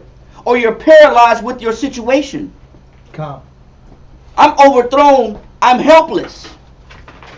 You can't push that energy in the midst of a battle. You can't, especially an officer. You can't emanate no weakness and doubt and fear when you're in the midst of a situation. Because what? Why is that so critical? Read on. Let him go and return into his house. Why? Lest his brethren's heart faint as Why? well as That's the his problem. heart. What's the problem? Lest his brethren's heart faint as well as Because his heart. what is going to happen while you're overthrown with paralysis? You can't move because your condition. You can't move because your situation. You're scared. you're doubting, and your whole vibration, the whole energy that you're giving off is, I'm overthrown by whatever it is that I'm going through. I've succumbed to my pain. I've succumbed to my circumstance. You create an opening for time. You do what? How? Create an opening for time. How? Your mentality is contagious. That's the word I was looking for. Fear is what? Contagious. Fear is contagious. Fear don't just stay with you. Weakness don't just stay with you. Weakness rubs off on the people around you. Doubt rubs off on the people around you. Fear rubs off on the people around you. Not having a strong countenance. A countenance is a facial expression. That weak, I can't control my situation. I have no strength in my body. No potency. I have no spirit in my body. This situation has got the best of me. You rubbing off weakness on the people around you. That's why I said, send them guys home. Send them guys out. Get them guys out of here. Because that's when they get your brother killed. Because they're gonna rub off this. They're gonna rub off this doubt. They're gonna rub off this fear on everybody next to them. You gotta send those. You gotta get those guys out of here. This is a law to get them out. This is a law to get them out. Go ahead and put your shield down. Go ahead and put your buckler down. Go ahead and leave your sword and your bow and arrow. Go ahead and leave that for somebody else. Are you sure? Hey. Are you sure? I'm here. Yeah. You sure you want me to leave? Brother, look at that countenance. Get that man out of here, man. I'll be back, I promise. Yeah. Don't worry about it, right? Give me a week. Take a month, right? Like, I'll get that guy out of here, man. He ain't fit for the battle. Not fit. Being fit for the battle is being fit in the mind. Qualified. That man's fit for the battle. He's not pushing no weakness. That's why we tell brothers, no matter what you're going through, you can't push what? Don't push no weakness. Don't push no weakness. Man, it's times I've been at the mall. 2 times I've been at the mall. And my house been broken into. I get a call, your door's kicked in. You all got oh my God! Oh brother, watch the zone for me. I gotta go home. Our house has been broken into. Oh brother, the door's wide open. You know what it is? If it's been kicked in, that means they're already in there. And it's gonna take me 30 minutes to get home. What's done is done. Whatever's done is done. Whatever you're gonna take is took. Call the police. And let the police, that's their job. Let them go in, that's a crime. Let them go into the crime scene. Let them figure it out. Let them take some fingerprints. I don't know, oh my God, I gotta leave work, man. My house just got broken in. Twice my house been broken into. And I stayed at work until the end of my shift. What can I do? Nothing. Oh, I gotta go home. Oh. And that's weak. You know why? For one, I probably deserved it anyway. That's number one. Because the Most High control everything. And if it wasn't that I deserved it, I needed to go through it anyway. The Most High set it up anyway. He put the robbers in place. He put the jack boys in place. As a testimony. He put them in place, man. The Sabians. Yeah. The vain men, man. He put them in place anyway. So that was a battle I needed to go through regardless. I don't know, whatever reason it happened. Yes, sir. Just when I was like 19 years old, my mother, she called me and she's like, your grandpa's in the hospital, he's about to die. I'm like, Mom, I'm at work. I finished my shift, bro. Like, that was hard. I still did. You know, sometimes you got to put on some strength because other people will see that and they'll be infected by your fear. They'll be infected by your panic. Yeah, that's true. They'll be infected by it. They'll panic. They'll panic because you're panicking. I don't know why you're panicking, but I'm panicking. You know, Israelites, man, all you gotta do is get up and run full speed. Everybody around you will get up and run full speed, and then they'll come back and be like, man, what are we running for? Right. What happened? They don't even know what happened. They just running because you're running. And they know I was in Dallas one time. I was downtown, on the main strip where everybody, all the tourists are. And I guess I walked too far. But I didn't know I walked too far. So the scene started to change. Not cafes and nightclubs and, bright lights, but the scene changed. The cars on bricks and 40-ounce bottles. And I was like, okay, man, I think I walked too far.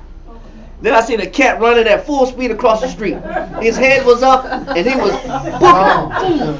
Oh, he running full speed. It's like 1 o'clock in the morning. I said, I don't know what happened, but I don't want to know what happened. Because anytime somebody's running at full speed at 1 in the morning, somebody's behind you. Somebody's behind you. And I didn't want to get mistaken for whoever was chasing that guy. You know what I'm saying? So I said, I'm going to go back up the street and go back to where the lights are and where the cafes are and where the energy is. But when you see people doing that spills out on you. That's like, okay, that starts making me analyze. Maybe this battle is not right. Maybe it's wrong. Maybe we shouldn't be fighting right now. Maybe we shouldn't be going through this. That's all that happens when you start running from battles. When you're overthrown by fear, or you lack spirit, or you lack courage. Every time you get in a situation where you lack spirit or courage, you better start thinking about the people that are watching you. You better start thinking about the people that are around you, because you're gonna put off the wrong spirit, and they're gonna be infected by that fear. So that's why it's important that you send those guys home. We done with that. Finish up in verse 9. Deuteronomy chapter 20 and verse 9. And it shall be, when the officers have made an ending of speaking unto the people, that they shall make captains of the armies to lead the people. It said they shall make what? They shall make captains of the armies to lead the people. Now guess who the captains are going to be? Who should the captains be? Most great. The ones that's not going to push no fear. The ones that's fit for the battle. The ones that are made captains over the people should be the ones that exemplify courage. The ones that exemplify faith, fortitude. Elevate those men.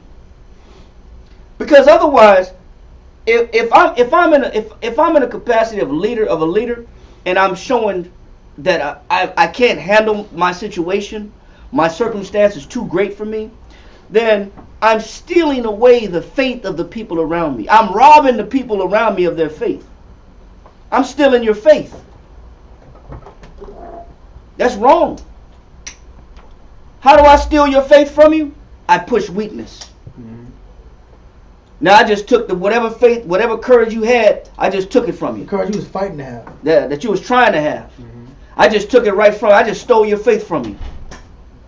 Because I emanated nothing but fear and weakness and doubt. Because I doubt the Most High. Yes, sir. The face of a lion also represented boldness. Huh? The spirit of boldness. I got a definition for bold. What you got for bold? Requiring courage in the execution. Executed with spirit of boldness, planned with courage and spirit. I'm a man of action. Yep. I intend to act and not just to talk. Not just talk. Because it's the talking guys and it's the action guys. Execution. Are you going to sit here and talk the battle? Or are you going to sit here and go, listen, we got to get up this early in the morning. We got to sit here and get our weapons together. We got to sit here and call counsel. We got to sit here and spy the adversary. And we got to make sure we're on point. Is everybody on point? Everybody got everything in check? Are we clear? Come on. All right. Are you sure? Come on. All right, then that's all we got. The Most High, we're going to pray. Throw those prayers up. We're going to study, pray, and go to war. What else can you do? But have faith that the Most High is going to make you victorious. Yes, sir. When we were going over the scripture of the Gadites, or of the representation of how their face looked like, also discovered that lion also means hero. And hero is basically someone who fights for a cause, or a being of great strength and courage, celebrated by bold exploits. Bold exploits. That's what makes them heroes. That's what makes them heroes you know why? Because they're not afraid of what they're encountering. In the midst of the battle, They're not afraid they're not afraid of the enemy. They're not afraid of the numbers. They're not afraid of their weaponry. They're not counting like how many of us is on our side versus how many of them. They're not looking at that to determine victory. Because in 1 Maccabees 3:18 it says what?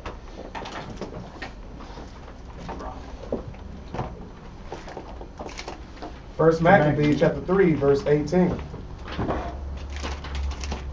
Right. Yep. Unto whom Judas answered, it is no hard matter. It says Judas answered and said what? It is no hard matter. If you really got faith in the Most High, it says it is no hard matter. Go ahead. For many to be shut up in the hands of a few. Does it matter if they got 10,000 and we only got 200? Does it matter if they got 5,000 and we got 30? Does it matter that they got 30,000 and we got 4,000? That is no hard matter for many to be shut up in the hands of a few. See, when you got faith in the Most High, numbers don't have a play. They're not relevant to the battle. The numbers are not something that you equate to say, well, the odds are against us. There's no such thing as the odds are against us when you have faith in the Most High. That doesn't exist. Judas understood this. That's why he said it is not a hard matter. Read on. It is no hard matter for many to be shut up in the hands of a few. Read on. And with the power of heaven. And with the power of heaven, go ahead. It is all one. It says it's the same as like having one-on-one. Even though it's 10,000 to 300, he said it's the same as one-on-one. It doesn't matter. Read on. To deliver with a great multitude. Go ahead. Or a small company. Go ahead. For the victory of battle standeth not in the multitude of an host. Somebody hold that. Somebody read Psalms 33 and 16.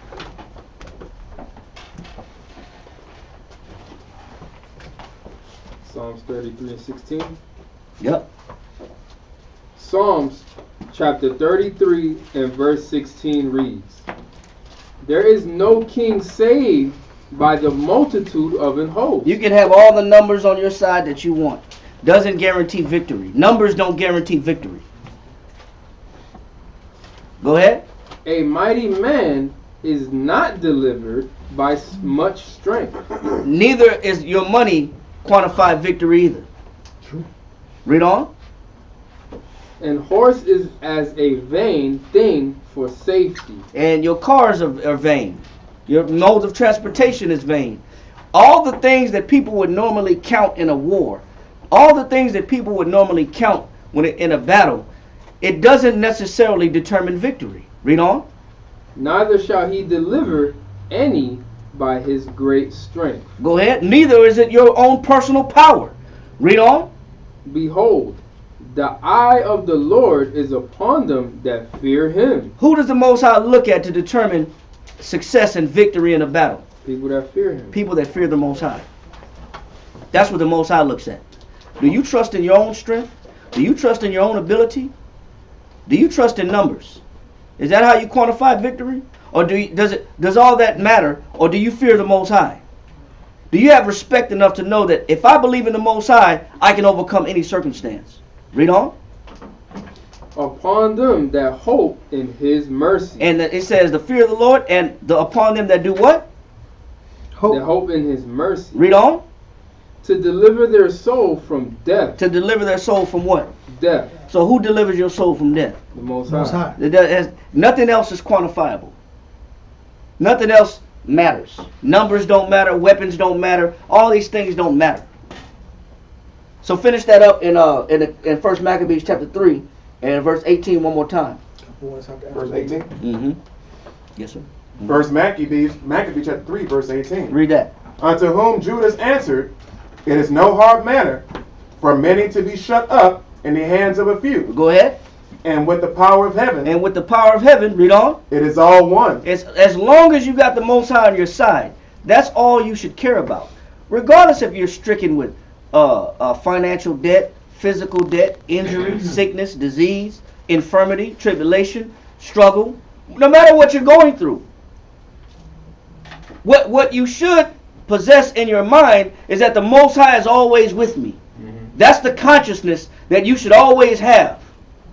Because if you have that consciousness, it'll carry you through difficulties. True. It'll carry you through struggles. Read on. With the power of heaven, it is all one, to deliver with a great multitude or a small company. For the victory of battle standeth not in the multitude of an host. It says the victory of battle does not stand in what? In the multitude of an host. 50,000 to 5,000 seems like a landslide. That seems like a slam dunk. That's easy. That's child's play. But when you're dealing with the Most High, as long as those 5,000 believe, they can take out 50,000. It's all about who do you believe in. Where's your faith at? Read on.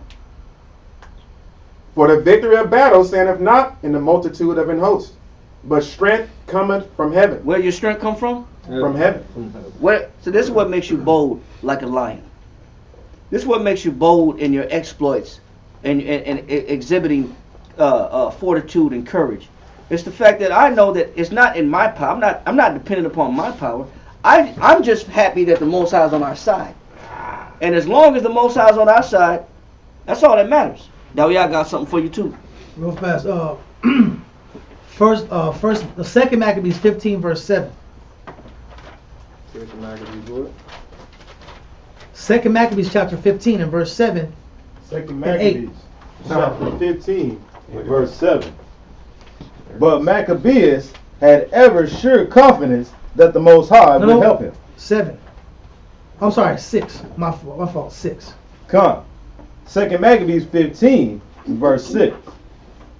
So Nicanor, in exceeding pride and haughtiness, determined to set up a public monument of his victory over Judas. So Nicanor was the king at the time, the adversary that was trying to create a public monument and make a public example out of Judas Maccabees in Israel. Read. And them that were with him. And all the army. Read. But Maccabeus had ever sure confidence. But he had what? Ever sure confidence. He had ever sure confidence that what? Read. That the Most High would help him. The Most High would help him. He had 100% confidence the Most High was going to be with him. He wasn't looking at the circumstance, the outside scenario, or the position he was in. I'm not looking at my position that I can't excel in the Father. The Most High is with me. I have to trust that. Read on. You know, okay. Men need and women need strong examples. Right? I like what you're bringing out. But go ahead. I'm sorry. Come. He said, "I'm ever sure amongst." He's in the heat of. He's in the precipice of the heat of a battle, and the will of his adversary is to make a public example of him and his army. And this is the mindset he maintained. He didn't deviate in the mind because of the possibility of failure, the possibility of defeat, or the condition or the situation that the nation was in. He didn't let the situation his people were in determine his faith. We let our situation determine our faith. Read. But Maccabeus had ever sure confidence that the Most High would help him. Read on. Wherefore, therefore he did what? He exhorted his people not to fear the coming of the heathen against them. That's why I exhort the people. So I'm not going to let the Spirit ride on me, and I'm not going to let the Spirit ride on my brethren. So would you say Nicanor was a leader? God. Would you say he had the right mentality? Yeah, Nicanor was the adversary. I mean, Judas Maccabees. So this was Nicanor versus Judas. Yeah, Nicanor was the adversary. He was the antagonist. Greek or probably Greco-Roman ruler. Come. He was out there with this big army, and he's trying to make an example. I'm making an example of this man. They've been winning battles. You know, it was Lysias that was sent out also in now that you're reading Maccabees, it was actually Antiochus had sent Lysias out, and the battle didn't go against Israel as he wished, and because his plans were foiled, he got so sick to his stomach that he ended up dying of anxiety. Wow. And insomnia and sickness and depression. He fell into a depression and died because he had all these armies coming against Israel, and he couldn't defy them, and his army was staunched and beaten, defeated, and he fell into a depression and died. That's what. But it just goes to show you. And I pray the same thing. I pray the same thing to anybody that's coming against us, to the chump that's sending little viruses on our channel, that the Most High make him sick, man. Mm-hmm. To anybody that's sending negative comments on the thread, that the Most High make them sick. That's anybody pushing fear, pushing doubt, that the Most High make them sick. Because you know what? That doesn't your negativity, their negativity don't stop us. That don't change nothing. Because you know what we got on our side? We really believe. So as long as we really believe, anything that anybody does against us doesn't matter. That's why the Most High said, no weapon formed against me shall what? Prosper. As long as we believe that, we're going to be all right. The odds are always on our side as long as we got the Most High. Finish that? Or that was what you had? Who had? Yeah, hold that real quick and go to Matthew chapter 6 verse, get straight to the point. 6 verse 18. Yeah, Matthew chapter 6 verse 18. Read that. Matthew chapter 6 and verse 18. That thou appear not unto men to fast. He said, wow. Read verse 16. Matthew chapter 6 and verse 16. A little closer to the mic, sir? Yeah, you get closer to the mic. Speak up, sir. Moreover, when ye fast, be not as the hypocrites. It says, when you fast, be not as the what? As the hypocrites. It says, don't be like the hypocrites when you fast. So what is a fast? It's denying oneself. All right. Denying your body. You're not. One of the definitions is grief or affliction, right? Expressing grief or affliction. So it says when you fast, this is straight from Christ, Yahushua. He says, read it one more time. Start at verse 16. Matthew chapter 6 and verse 16. Moreover, when ye fast, be not as the hypocrites. He says, be not as the hypocrites when you fast. I mean, when you expressing grief or affliction, meaning you're going through something, or when you're withdrawing yourself from something, or you're denying yourself from something. You're deliberately causing grief or affliction to yourself for the purpose of getting the Most High's attention. He says, be not like the what? Hypocrite. The definition of hypocrite is a play actor. Is a play actor. That's one of the definitions of hypocrite. A play actor. Theatrical. Yeah. A theatrical, right? A play actor. Right? So he says, be not like the hypocrite. What does a play actor do? Put on a show. They put on a show. Play possum. They put on a show. But for what? Read on. It says, of a sad countenance. Of a what? They have a sad countenance. Now, if I'm expressing grief, wow, or if I'm catching affliction, I'm not supposed to walk around what? Mopey. Mopey, man. That mopey face is the same contagious face that I would give to the men around me. That face of fear. That look of being defeated. I'm walking around defeated. Yeah. I'm struggling. I'm going through it. Woe is me. It's a battle. I'm going through a battle. I don't know if I can make it. I don't know how to do it. Yeah, I can't do this. What's wrong, brother? I'm fighting. No, you're not fighting. What's wrong, brother? I'm losing. That's more like it, huh? Yeah. I'm losing. You know, he said when you're fasting, when you're deliberately expressing grief or affliction, he said, don't be like the damn hypocrites putting on a show, a play actor that does what? Of a sad countenance. Because what happens when you walk around with a sad countenance? Everybody wants to draw attention. Yeah, you get attention. You're seeking attention. You're seeking attention. What's the matter, my brother? Yeah. Oh. But you're also doing what when you seek attention? What are you doing? Anybody? Having people feed into your emotions. Yes, but what does that also do? By having people feed Make into them your... feel the way you feel. Okay, what else? Fear. We can say put fear on other people. And what else? Empathize with you, have sympathy for you. That I want people to have sympathy for me. I'm a sympathy seeker. I'm seeking sympathy.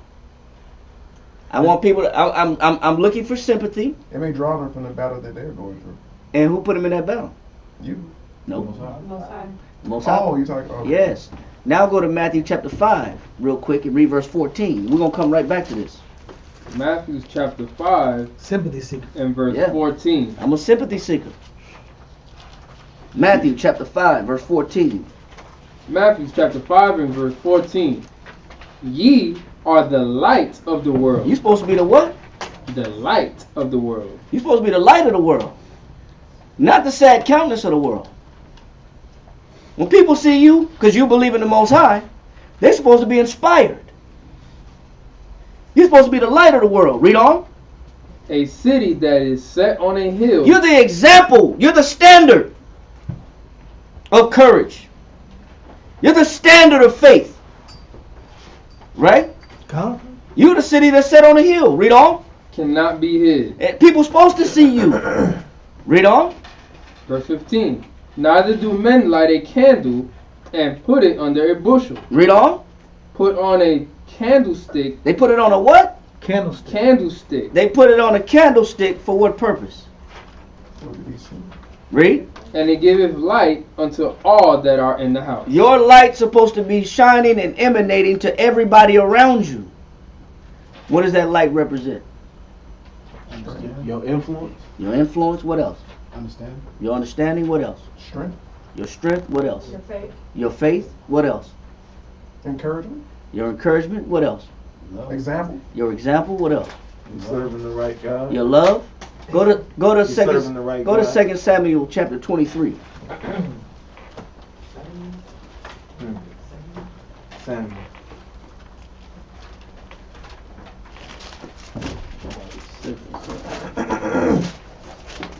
And I want you to read verse 2. You said 23 and what? 1 and 2. 2 Samuel 23 and verse 1. Now these be the last words of David. Read on.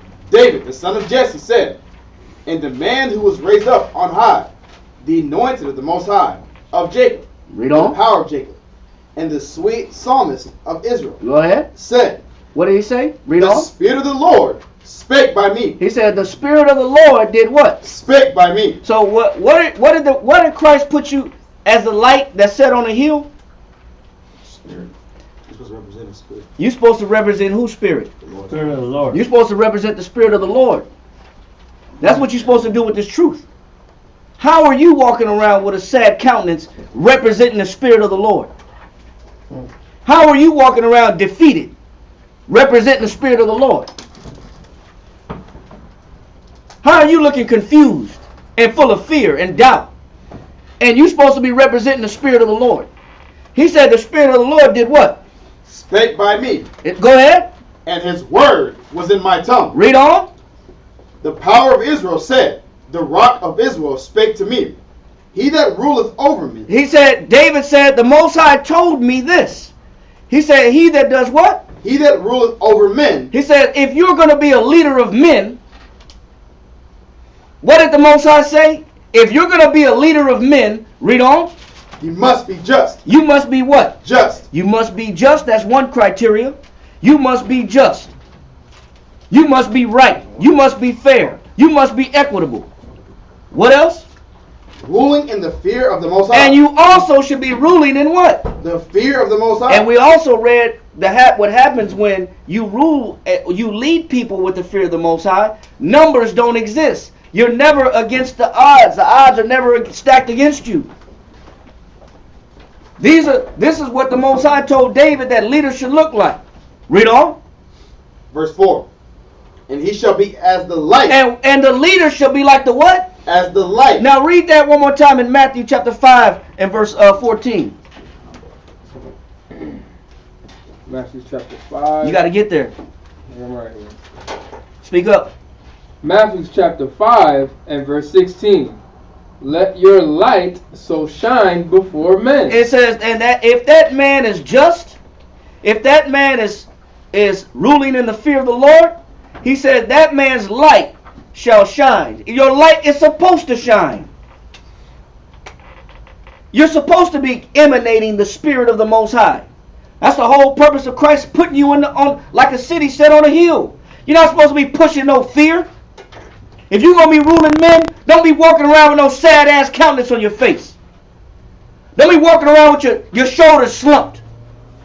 With the damn droopy-ass face with no strength. Like there's no spirit in you. Dragging your feet. Slumped over. Looking defeated. The Most High told David, we don't want no men like that. You can't rule like that, man. Can't be ruling with fear all over your face. Your face supposed to be like a lion. Fit for the battle. Not slumped over, today is getting the best. Today is just a battle. Oh, I'm just losing today. Today is one of them days, man.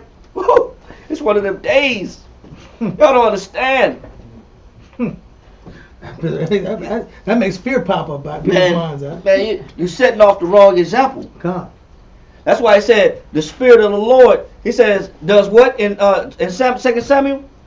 2 Samuel 23 and verse 4. Or verse 2. Verse 4. Okay, verse 4. And he shall be as the light of the morning. That's what you're supposed to be. You're supposed to be like the sunshine that comes up in the morning. Not rain clouds. The black cloud ain't supposed to follow you wherever you go. You're not supposed to be putting Charlie Brown rain clouds on everybody around you. They're just sad. Just sad today. I'm not doing well. Today's one of those days. I'm struggling. I'm losing my battle. Yeah, woe is me. You know, that's weakness, man. You ain't pushing no weakness. How you gonna lead people with weakness? You're supposed to be like the light that comes out of darkness that shines when the damn sun rises in the morning. People are supposed to see your example, not be infected by no weakness. Read on. When the sun riseth, even a morning without clouds, as the tender grass springeth out of the earth. You're supposed to be like the tender grass that comes out of the earth. You're supposed to be, you know what the tender grass that comes out of the earth, that's the sprout, like a bean sprout. That's the most nutritious part of the damn plant. It's the youth, the vibrancy, the vitality of the damn bean. It's when it's fresh, sprouting out the ground. It's full of life. You can't misrepresent the Most High and expect to be operating in the Spirit of the Most High as a leader, as a ruler over men. You're pushing the wrong damn spirit. You're pushing fear. You're pushing doubt. You're pushing weakness. Slumped over. Can't be slumped over. Oh, the day got the best of me. So what if the day get the best of everybody? Mm-hmm. But that doesn't mean I'm defeated. Can't push that. Read on. As the tender grass springeth out of the earth by clear shining after rain. They said that's how you should be. That's how your example should be when you're ruling over men. Now I'll go back to that. That's the light he's referring to. Now go back to Matthew chapter 5 and pick up where you left off.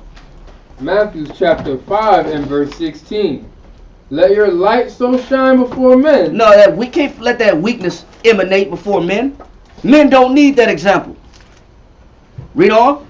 That they may see your good works. And they're supposed to see your good works in the face of adversity. Read on. And glorify your Father which is in heaven. So if I don't push strength, I'm stealing away what? The glory of the Most High. I'm stealing the glory of the Most High to take the glory of the Most High and bring that attention to me. Every time I put on fear and weakness, I'm stealing the Most High's glory. I'm stealing men's faith in the Most High. I'm stealing away the credit from the Most High because I want the attention. Because I'm the victim. Because I'm so sad. Because I can't take it. Because I'm troubled. Because I'm catching hell. Because I'm not doing too well. Well, you know, you got to develop some strength. But you also need strong leaders helping to encourage you in your daily battles. You can't have people that's sopping and moping around and dragging feet and shoulders slumped over and head down and their countenance is sad. They're just sad. Oh, I'm just sad. Oh, just sad. Oh, I'm just so sad. That's not no damn leader. What are you doubting the Most High for? I'm stealing the glory from the Most High. That's what a hypocrite does. I put on a show, but I get the glory.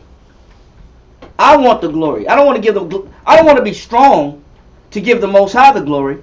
I want to be weak so I can get attention. The hell is your problem? He said that they have glory and that they glorify the Most High, which is where? In heaven. In heaven, right? Now go back to Matthew chapter 6, verse 16 and read that one more time. Now with a little bit more understanding. More clarity, yeah. Matthew chapter 6, verse 16. Matthew chapter 6 and verse 16 reads, Moreover, when ye fast, be not as the hypocrites. Be not as the what? The hypocrites. Go ahead. Of a sad countenance. Of a what? Sad countenance. These are glory thieves, man. They steal the glory from the Most High. These are attention seekers. These are play actors. They want all the glory.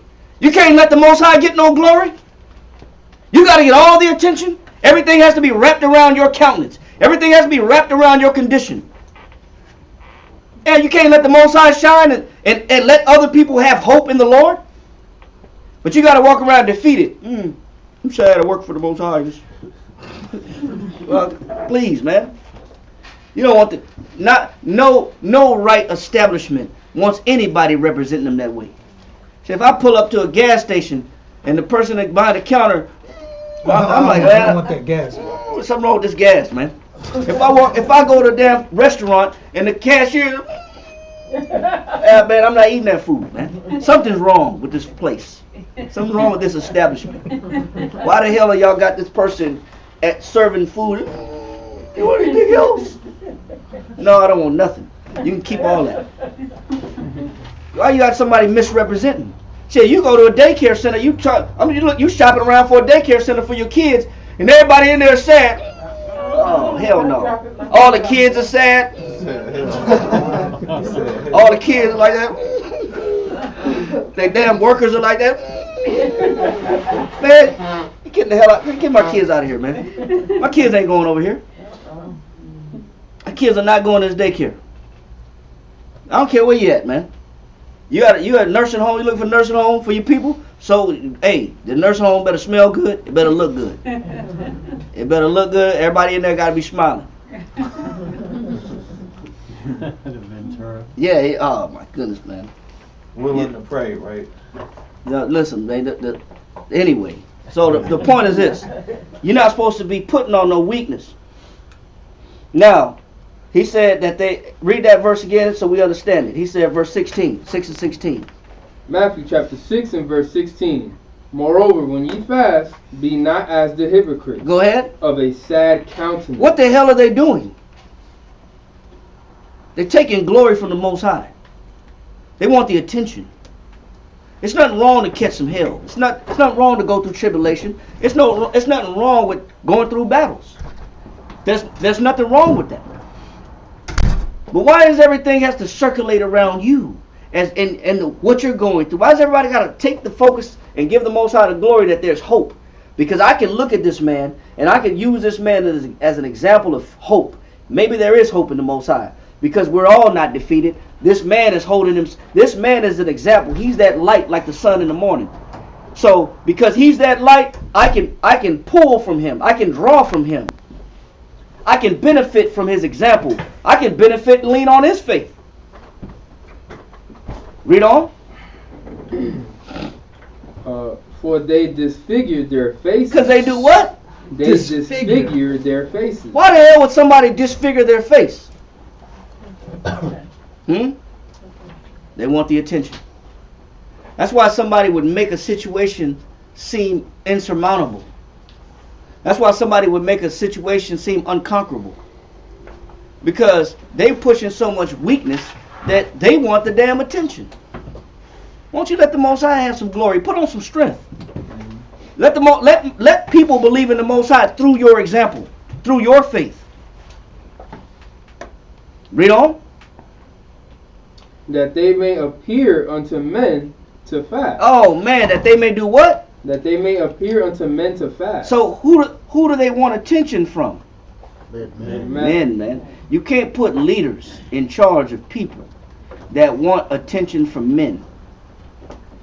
you're gonna put leaders in charge. You got to put leaders in charge that fear the Most High, and that give the Most High the glory. Everything doesn't have to be around their situation, their circumstance, or revolve around them. There's always a problem. There's always an issue. It's not good leadership, because too much attention is being brought to you and not the Most High. And I'm just saying that on the leadership side. If you're new, hey, you don't know. You're brand new. But as far as leaders, as far as captains, as far as officers, you can't be emanating that weakness and emanating a disfigured face all the time. Because you make people doubt the Most High. You make people doubt His program. You make people doubt the Bible. You make people doubt the truth. As if the truth doesn't work. The truth works. It works very well. But not by your example. So, hold that. No, read on. That they may appear unto men to fast.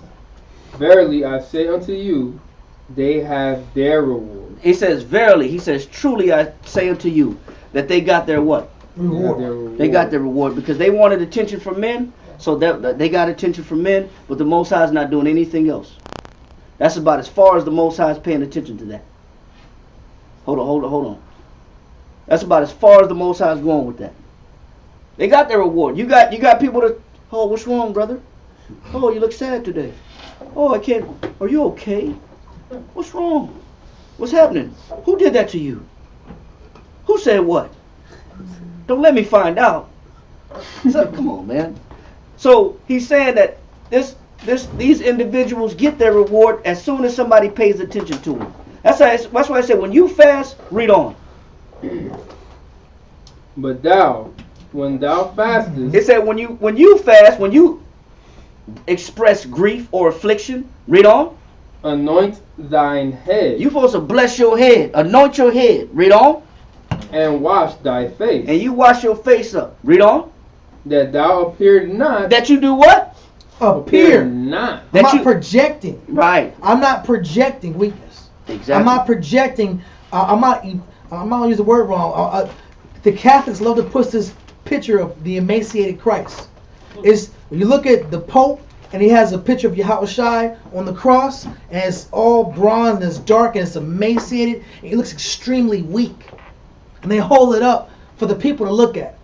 That's what I'm doing if I'm pushing at his figured face. I'm embarrassing Yahushua. I'm embarrassing Christ. Yep. I'm embarrassing the Most High.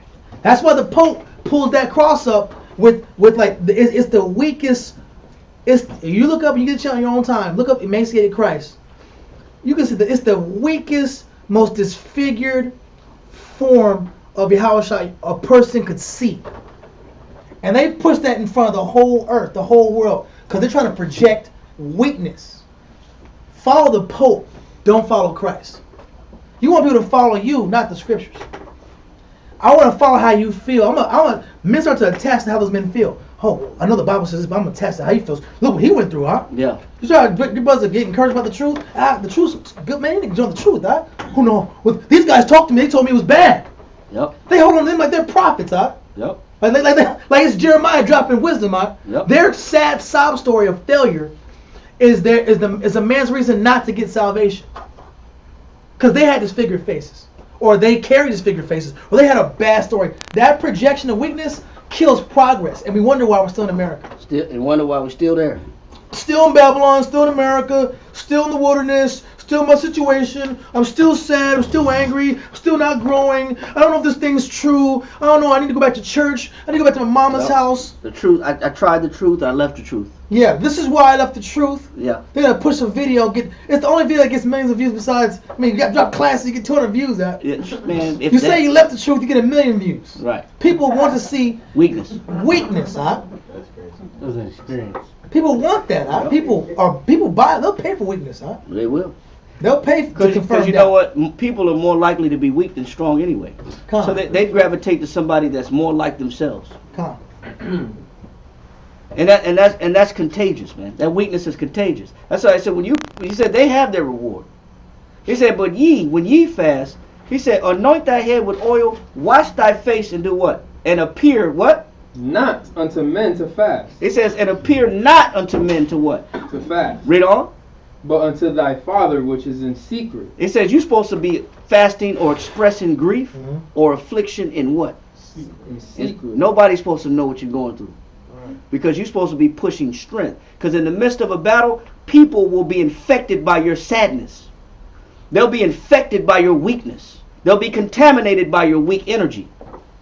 Yes, sir. Well, I wanted to kind of clarify, except for like your elders, right? Like your counselors should know what you're going through. Like you shouldn't be, keeping secrets. If it's I'm not saying you keep secrets. Yeah. But I'm careful with what energy and what light that I'm giving out. Yeah. I'm cautious about what I'm distributing to the people around me. Yeah. I'm walking circumspectly because I know how everybody's fragile. Somebody can misinterpret my disfigured face.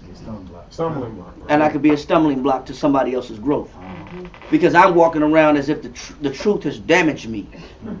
As if the truth has broken me down. You know what happens when you come to the truth? As if the Most High is unjust. That's between you and the counselor anyway. Right. And what that also saying is that when you're fasting, like, get ready, brush your hair, don't be wearing pajamas all day. Like, get ready and go out there and handle your responsibilities. Don't, like, hey, why you never look bummy like that? Like, what's going on with you? Like, you look unkept, uncouth. Right. You know what I'm saying? You look broken.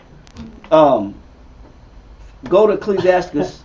Let that go and go to. That's supposed to be the glory. It said, read that last part in Matthew 6. Matthew chapter 6 and verse 18. That thou appear not unto men to fast, but unto thy Father which is in secret. And thy Father which seeth in secret. It says, and thy Father which what? Seeth in secret. No, not yet. Okay. Go ahead. Shall reward thee openly. And so, because you put on strength, but the Most High knows that you're actually going through grief. But because you put on courage, but the Most High knows you're actually going through affliction. Because you put on fortitude, but the Most High knows you're catching hell. He says the Most High which seeth in secret shall reward thee what? Openly.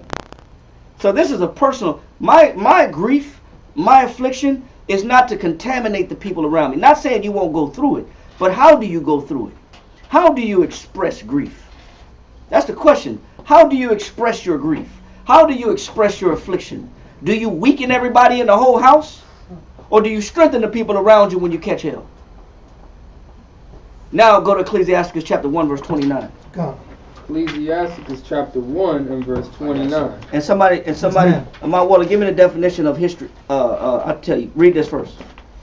Ecclesiastes 1 and verse 29. Be not a hypocrite in the sight of men. It said, be not a what? A hypocrite in the sight of men. Read on. And take good heed when thou speakest. It says, and take good heed when thou what? When thou speakest. Go ahead. Exalt not thyself, lest thou fall. It says, don't make it about you. Be careful what you're talking about. That's true. Be careful about what you're spreading. You can infect somebody with weakness. You can infect somebody with that's with fear, with doubt. So you careful. You walk real careful with the people around you, not to contaminate them with your weakness. Read on. And bring dishonor upon thy soul. And say you'll bring a dishonor upon your soul. Read on. And so the Most High discover thy secrets. And the Most High said He'll discover your what? Secrets. He'll recognize that, man, you just playing. You being a play actor. You being a showman. This is showmanship. I don't appreciate your showmanship. You're setting the wrong example. You're not putting out the Spirit of the Lord. You're not putting out no boldness. You're not emanating any courage. Read on. And cast thee down in the midst of the congregation. And the Most High gonna smash you in what? In the midst of the congregation. The Most High gonna bust you out in front of everybody because you was playing. Now give me the definition of histrion. Histrion. Histrion. H-I-S-T-R-I-O-N. H-I-S-T-O-N. H-I-S-T-R-I-O-N. And somebody give me the definition of histrionic. I got both of them. Give me the definition of histrion. Histrion. A player. A what? A player. What is the histrion? A player. You're a player, man. You think you can play with the Most High. You think you can play with the Most High. You think you can play with the Most High. He's not playing. The Most High is not playing. You can push this weak, defeated spirit all you want, but the Most High is not playing. You could be a player if you want. Not in the sense that you think it is. With no advantage to you. Somebody give me the definition of a histrionic. I got it. Read it. Histrionic, a buffoon. A what? A buffoon. What does the Most High call a player? A buffoon. He calls him a what? A buffoon. You're a buffoon, man. Actor or comedian? That's that hypocrite. That's the hypocrite. Is a buffoon. What is a buffoon? Now I don't want to know the definition. It's a clown, man. I got the red nose. You know what I'm saying? I got the gloves on. I got the Ronald McDonald shoes on. Stage player. Yeah. I just stepped out of a little car and I got 10 more clowns with me. He said a buffoon. Read on. An actor or a stage player. An actor or a what? Stage player. Read on. Pertaining to a buffoon or comedian. It says pertaining to a what? To a buffoon or a comedian. Oh, you think you funny. You see, you think you funny walking around with this weak, defeated spirit on you. Who you selling this to? Why are you playing around like you're just going through the worst thing that's ever happened in anybody's life? We just read last week, he said, there's no temptation that has come upon you that is not common to who? To man. To man. They said, but the Most High is faithful. That he'll leave it the way that you should what? That you could escape. What else you got? Theatrical. Man, you need to be on TV. You need to be fighting for a Golden Globe Award or some type of Gilders Award. And the winner is. Like that thug in the Basilica Duran. You know, Green Mile. You know what I'm saying? Academy Award winner goes to. Hey man, that Green Mile made me cry, man. I don't know what y'all talking about. When he said, that big brother said, you gotta kill him with kindness. I said, oh man. Got me, man. He deserves an award for that, man. Listen, man, those some tear jerkers, man. They played that role, man. Hey, I ain't too big to admit it. I cried when Will Smith played that Pursuit of Happiness. When he was in that bathroom scene where he had his son, he had his foot on the door. He didn't want to let that guy in. That was real. It was like, bro, he had that foot on the door. Didn't want to let the guy in. He was like, man, we ain't moving. We staying right here tonight. We sleeping in here tonight. That was a heavy scene. I said, oh man, that just got me worked up, man. He deserved an award for that. Because he could get into character, man. But you know what? You got characters in the truth. You got characters that play in the truth. That's what it's okay to play in the world. You can do that. That's theatrics. You're a thespian. That's okay. Play all you want. Be a comedian. Be all this in the world. But in the truth, you can't dishonor the Most High's name, and you can't steal glory from the Most High. That's that damn sympathy seeker. I want all the attention. I want all the glory. That's an actual medical disease. Now somebody give me a histrionic disorder.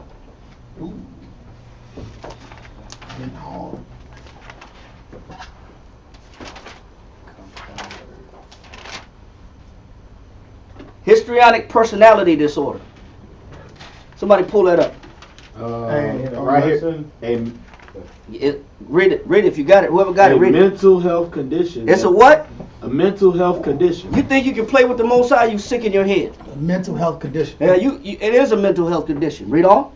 That affects the way a person thinks. It said it affects the way a person thinks. Go ahead. Perceive and relates to others.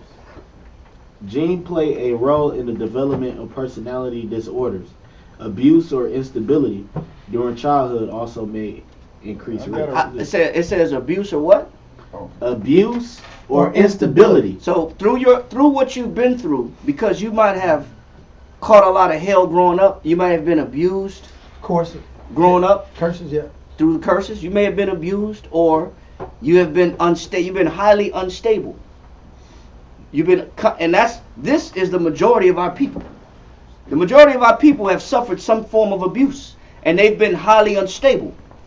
So what develops is a character. Because they've been abused, or because they've been made unstable, they become a damn actor. They become a damn thespian. They become a comedian. They become Mr. and Mrs. Funny. They become the joker. King and the pale. So because of the things that I've been through growing up, I conform into this character. I make myself this actor. Because of the way I was raised. It may not always be your fault. It could be your upbringing. That you don't take nothing serious. Or you want all the attention. Or you want all the glory. Because you may have never been paid attention to. You may have been neglected. You may have been brushed aside. Or you may have had to survive on your own. So people create characters out of this. And this becomes a mental disorder. What else it says in the definition? It's a person with histrionic personality disorder seeks attention. They say they do what? Seeks attention. So because of the way you were raised, because nobody ever paid you no mind, and people neglected you and left you hanging, or you were always shunned, you didn't get raised correctly, you didn't get attention, you didn't get educated, nobody sat you down and taught you and walked you by the hand to develop you. You were undeveloped. So because all these things happened to you growing up, now that you're an adult, now you want what? Attention. You want attention. And the Most High is not having it. Because now you're still in the way to glory from who? Now you're still in the glory that belongs to the Most High, with your sad face and your clown buffoonery. Like a mime. That's one of the Panama. That was one of the Panama. Mimes. Now you grew up clowning. Now you grew up acting. You're this big actor now. You big funny man now. He said this is a personality disorder. Go ahead. This is what the white man say. Read. Most High call us a hypocrite. Read. A person with histrionic personality disorder seeks attention. They seek what? Attention. Go ahead. Talks dramatically with strong opinion. He says they talk dramatically with what? With strong opinion. With stronger, they're very highly opinionated. They're real dramatical in their speech. They're extreme in their talk. What else you got right there, Dawiyat? Hold that. It says, overdone gestures are all examples of histrionics. Unlike real emotional reactions. Unlike what? Unlike real emotional reactions. It says they don't have what normal people have when you react to a situation. They have exaggerated reactions. Their actions are exaggerated. Their symptoms are exaggerated. Their feelings are exaggerated. Their expressions are exaggerated. Their speech is exaggerated. Read on. Histrionics are fake and intended to manipulate others. So, because I had a rough childhood and I didn't have stability and nobody really groomed me and paid attention to me, I still somewhat fiend or fight to get attention, so I'll become anything to anybody to get my way. You know, I became desperate. You know, that's a survivalist mentality. I now operate like, I'll tell you whatever you want to hear. I'll put on a show. I'll play like I'm in the worst condition in the world. I haven't eaten. I have not eaten. Oh, you gotta go. You know, some people haven't eaten, but you know what? I gotta exaggerate every single movement. I gotta exaggerate every circumstance. I have to exaggerate everything that happens to me. All the hell I catch is multiplied times 3 or 4. Because I'm still seeking attention, so I become fake for the sake of attention. And that's a hypocrite. I become fake for the sake of people paying attention to me, focusing on me. So I put on movements. I say things that are out of order. I say things that are extreme. I operate as if every day is a catastrophe. Like every day there's nothing positive. Because I'm looking for what? I'm looking for attention. So it's acting. So read on in that. God. It says, talks dramatically with strong opinions, is easily influenced. Is what? Easily influenced. This person is very impressionable. There's no fortitude about them. There's no courage about them. They're easily influenced. They're very reactionary to everything around them. Gullible, but reactionary. They react in an extreme manner for normal things that happen to normal people, but when it happens to them, it's got to be like this big fiesta.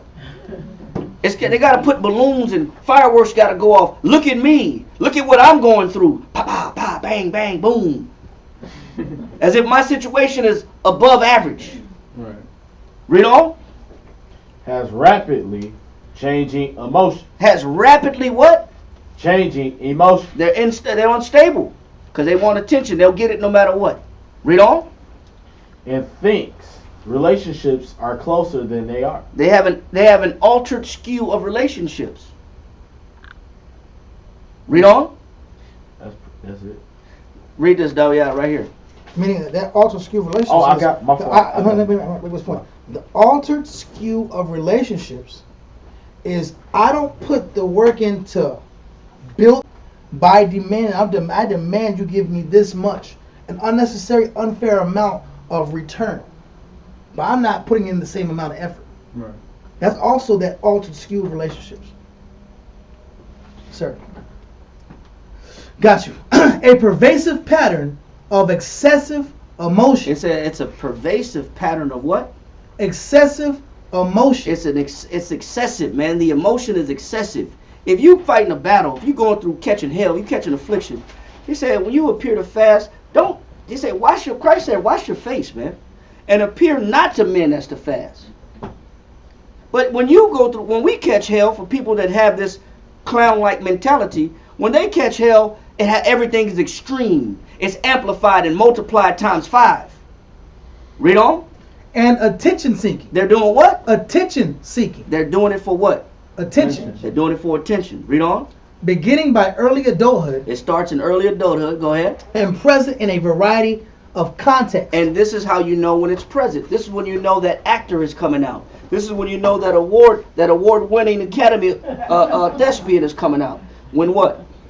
As indicated by 5 or more of the following. It says these are just some contexts that'll show you what you're dealing with when you're dealing with a person.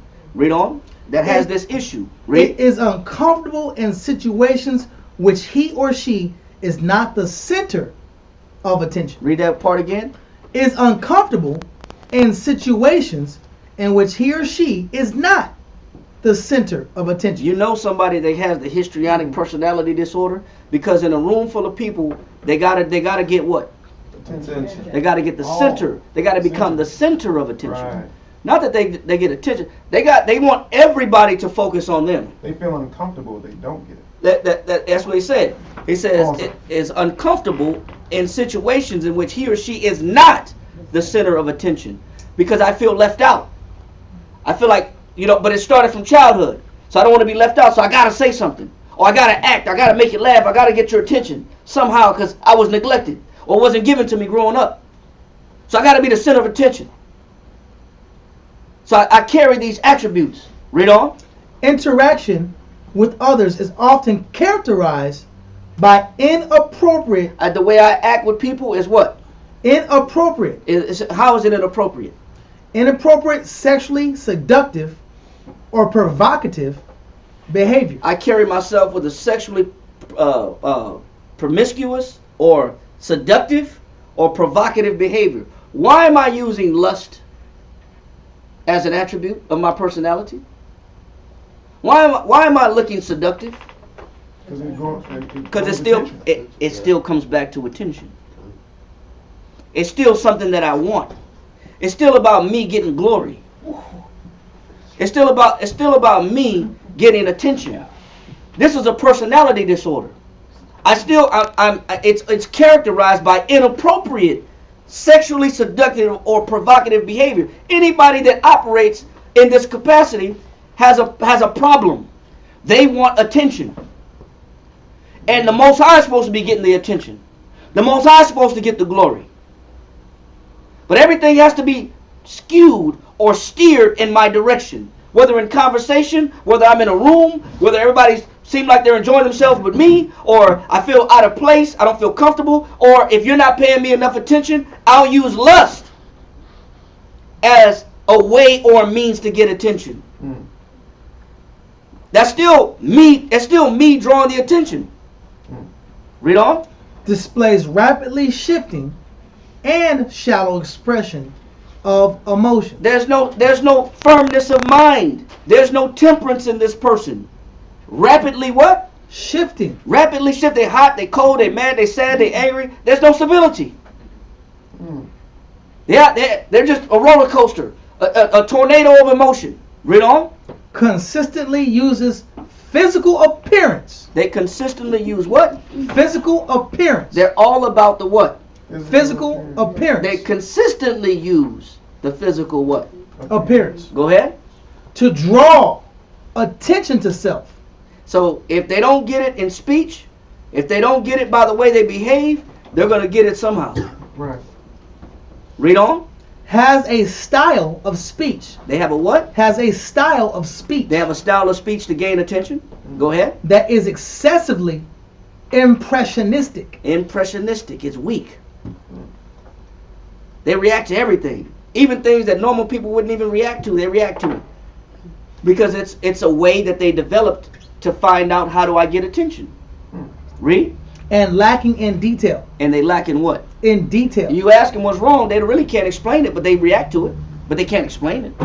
Because it's always an expression. I'm in character. So because I'm in character, I can't explain why I'm in character, but I know what I'm doing I'm exhibiting or expressing this character for. I'm in character to get your attention. I don't know why I'm doing it, but I just know what I want. Read. Right here. Read on down.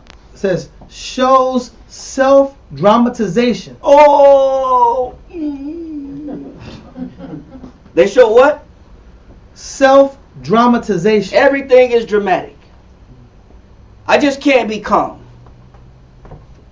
Every day I'm going up, down, high, low. I'm sad, I'm happy, I'm angry, I'm pissed off, I want to fight, I want to quit, I want to leave. There's no stability. He said it shows self-dramatization. Go ahead. Theatricality. Theatricality. Didn't even know that was a word. Theatricality. Read on. An exaggerated expression of emotion. Is suggestible, easily influenced by others or circumstances. It says anything rubs them the wrong way. No matter what they go through, it's always exaggerated and extreme. It could be raining and they're mad at the rain. The sun could come out, it's too hot. It's humid. It's always a problem. It's always a problem because I'm always saying something because I want what? I want attention. I just can't have firmness of mind. I just can't be sound in mind. I just can't be okay with the way things are. I just can't suck up my condition. This is what Israel was going through in the wilderness. No matter what direction Moses led him in, and no matter what he fed him with, it was always a problem. It was always an issue. There was some theatricality in there. Number 8. Considers relationships to be more intimate than they actually are. They have an unreasonable idea about how people feel about them. Yeah, that person loves me. Yeah, that person's into me. Yeah, that person, no they don't. It's unrealistic. Their love life is unrealistic. She loves me. She loves me. She loves me not. No.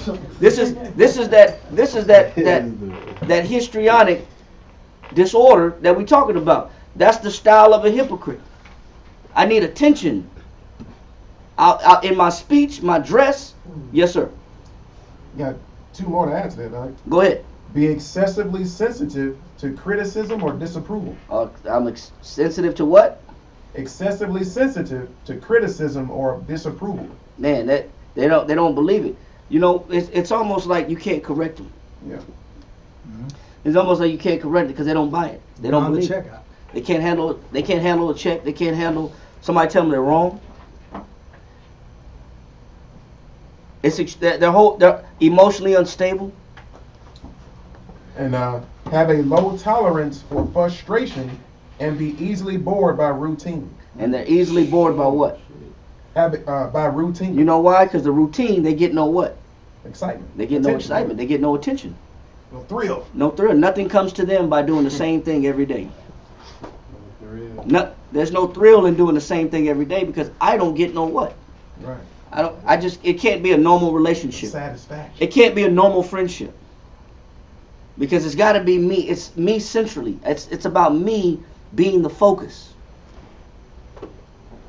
Often beginning projects without finishing them or skipping from one event to another. It says often doing what? I hear it. Often beginning projects without finishing them or skipping from one event to another. So I begin a project, but I don't finish, or I skip to another one. Why? Because I'm bored. I need some excitement. I need some stimulation. Yes, sir. I may add also, this is a good definition of hypocrite. Says, yes, sir. Insincerity by virtue of pretending to have qualities or beliefs that you do not really have. It says insincerity in virtue because you're pretending what? To have qualities or beliefs that you do not really have. So that's a person with this disorder. They just can't get over what they're going through. Everything's exaggerated. Everything's extreme because I need my attention. And I'm acting like I'm strong, but I really just want people to see me. I want people to look at me. Now, how do we know that this behavior is in the Bible? Go to Ecclesiastes chapter 19 and read verse 25. Ecclesiastes chapter 19, verse 25. Ecclesiastes. I'm sorry, Ecclesiastes chapter 19, verse 25. Read that. There is an exquisite subtlety. So what the white man calls histrionic personality disorder, the Most High calls it a what? An exquisite subtlety. He calls it an exquisite subtlety. What does that mean? That means it's calculated. Correct. It's very well thought out. Yeah. Go ahead. And the same is unjust. Go ahead. And there is one that turneth aside to make judgment appear. You can't tell him nothing. So as soon as you start telling him something, he turns to the side to make judgment what? Appear. Like I'm listening. Okay, I heard you. I heard what you said. I got you. It's acting. It's all part of the show. Yes, sir. The definition of subtlety. Yeah. It's cunning and crafty. It's crafty. I heard you. Or you talking to them and they just put their head down like, I'm comprehending. Yeah, right. It's skill in there. It's skill involved. It's acting involved. Acting is skill. Come. Read. And there is a wise man that justifieth in judgment. Or I make excuses. Every time you're trying to show me where I'm wrong, I make excuses. That's not it. That's not the case. That's not true. I don't believe that. I don't buy that. That's not really what happened. There's always an excuse. Read on. Verse 26. There is a wicked man that hangeth down his head. And that's that hypocrite. Right. That's that subtle character. That's that actor. That's the person with that disorder. I hang my head. Go ahead. There is a wicked man that hangeth down his head sadly. That's that pantomime. I push in weakness. I'm pushing fear. I'm overthrown. I'm overtaken. I don't got no spirit. I don't got no strength. I don't have no fortitude. I don't have no courage. I don't got no boldness. I hang my head. Go ahead. But inwardly, he is full of deceit. But he don't really feel that way. It ain't that bad. It's exaggerated. It's a show. It's crazy. He puts on a show or she puts on a show, making it bigger than what it really is. None of us are going through something that all of us have not undergone. Right. Either right now or throughout history. Right. It's not brand new. But why does when things hit us, situations hit us, we have to be more extreme in our composure or behavior or speech when we catch a little hell? Why do we have to draw the attention because we're catching hell? Why does it have to be about us? I feel like we seek to be approved from other people. That's exactly what it is. I'm looking for attention from men. I don't have the fear of the Lord. I'm looking for the respect of men. My fear is in man. I can't even see the Most High. My faith doesn't go past what I see in front of me. I'm shallow in my faith. Because all I can see is what men do. Would that be an also cause of since they're doing it for men, would that be considered man pleasing? It is man pleasing. That's exactly what it is. Wanting acceptance. I'm looking for approval and acceptance from men. I'm looking for attention from men. It is man pleasing. You could go back a chapter and read Ecclesiastes chapter 23, 2 chapters, and read verse You want 27? read verse 19 real quick. Ecclesiastes 23 and 19. Read that. Such a man only feareth the eyes of men. You got some men who act, but they don't really fear the Most High. Some men are hypocrites because they only fear man. Meaning there's some insincerity in their behavior. They'll do anything to get attention and approval, but they're not doing what it takes to get the Most High's approval. He said there are certain people that as far as their faith goes, is the man in front of them. Or the person in front of them. That's as far as their faith goes.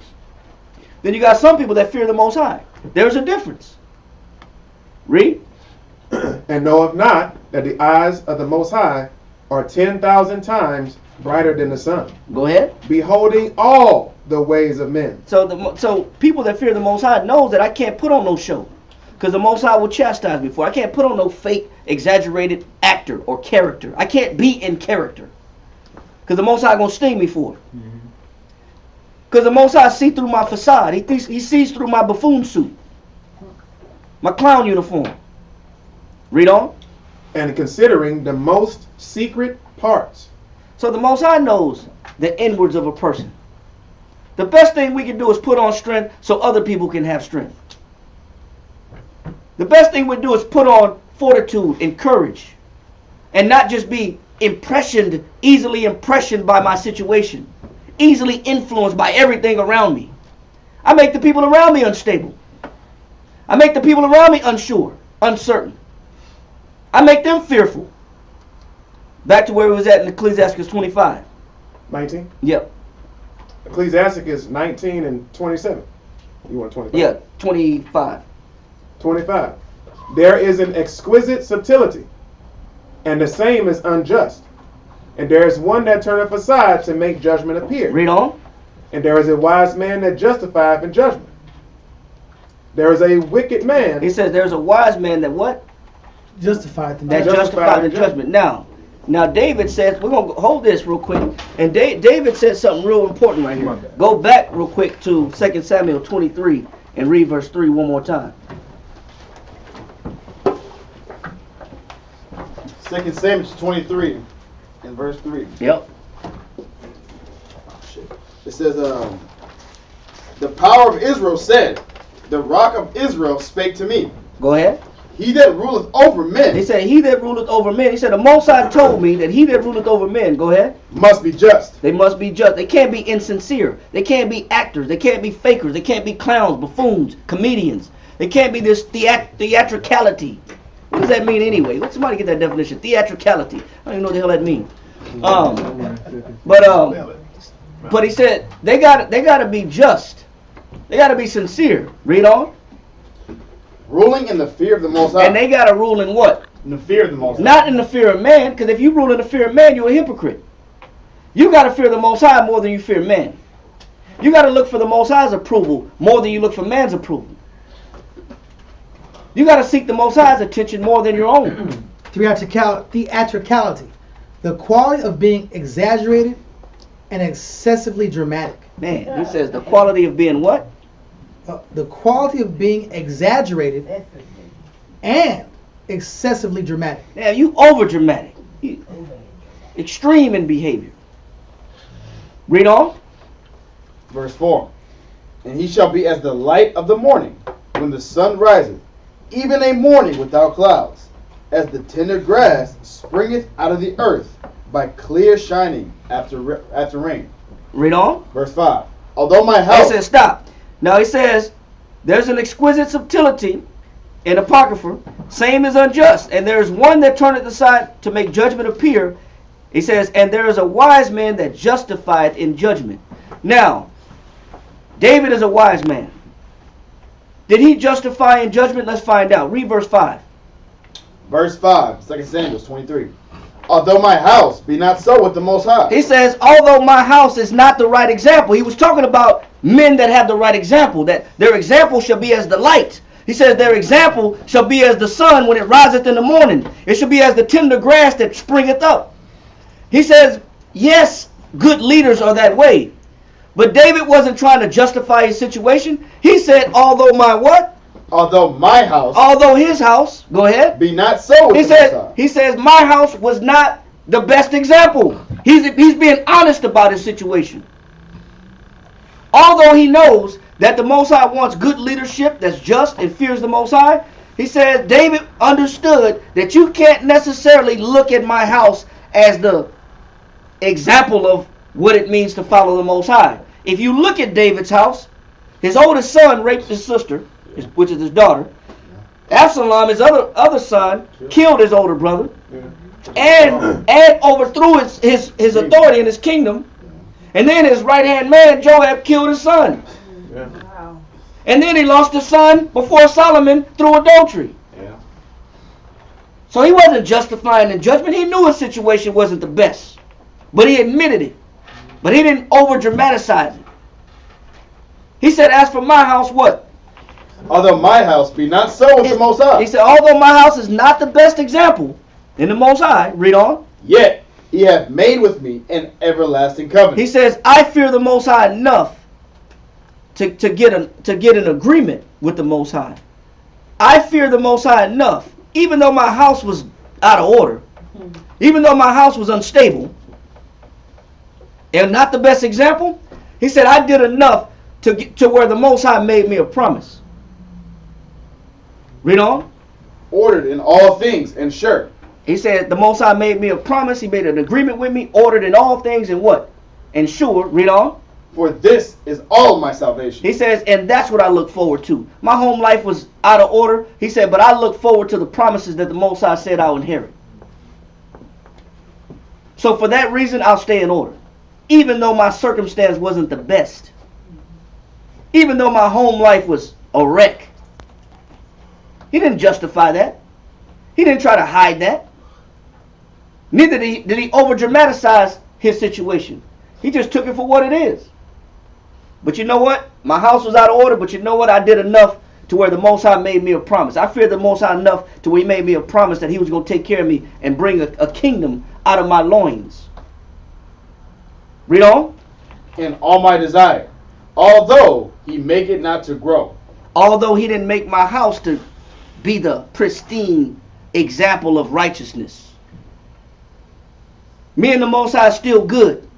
We're still good with each other. I still have a good relationship with the Father, although my house didn't really grow up to be the best house.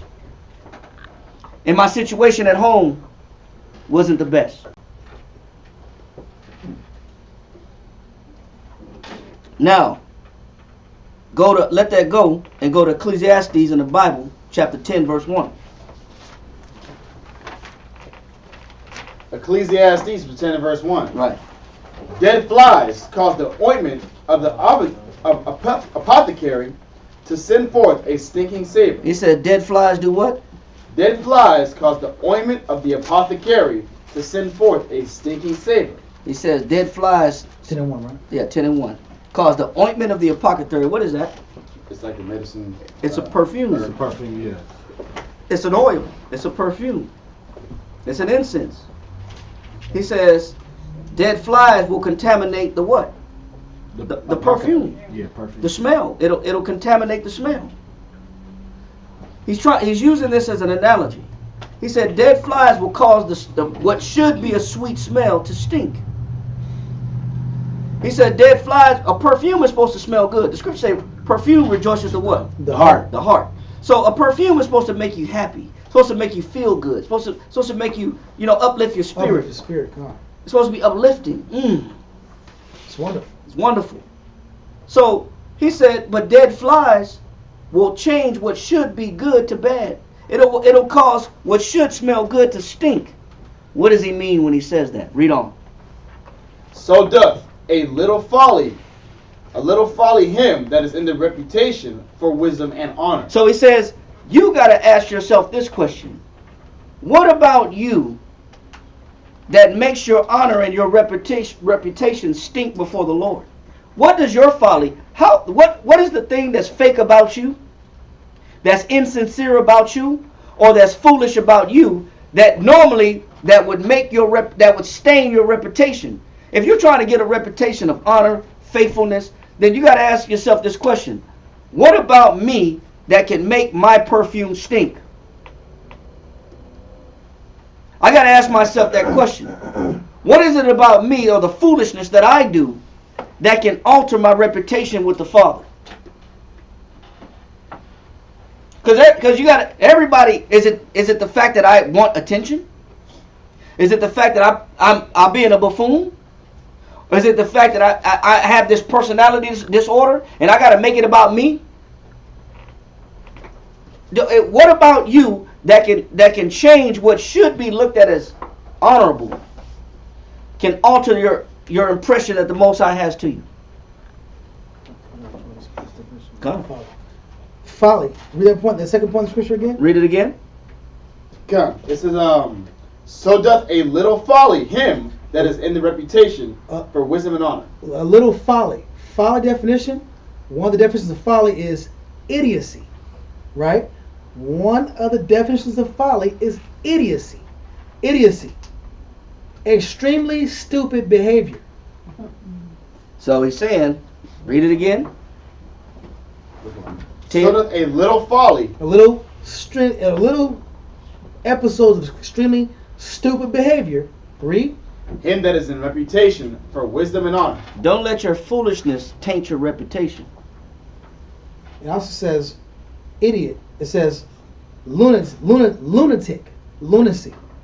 So don't let your lunacy, don't let your idiotic behavior, your stupid behavior, don't let that ruin your reputation like dead flies to a perfume.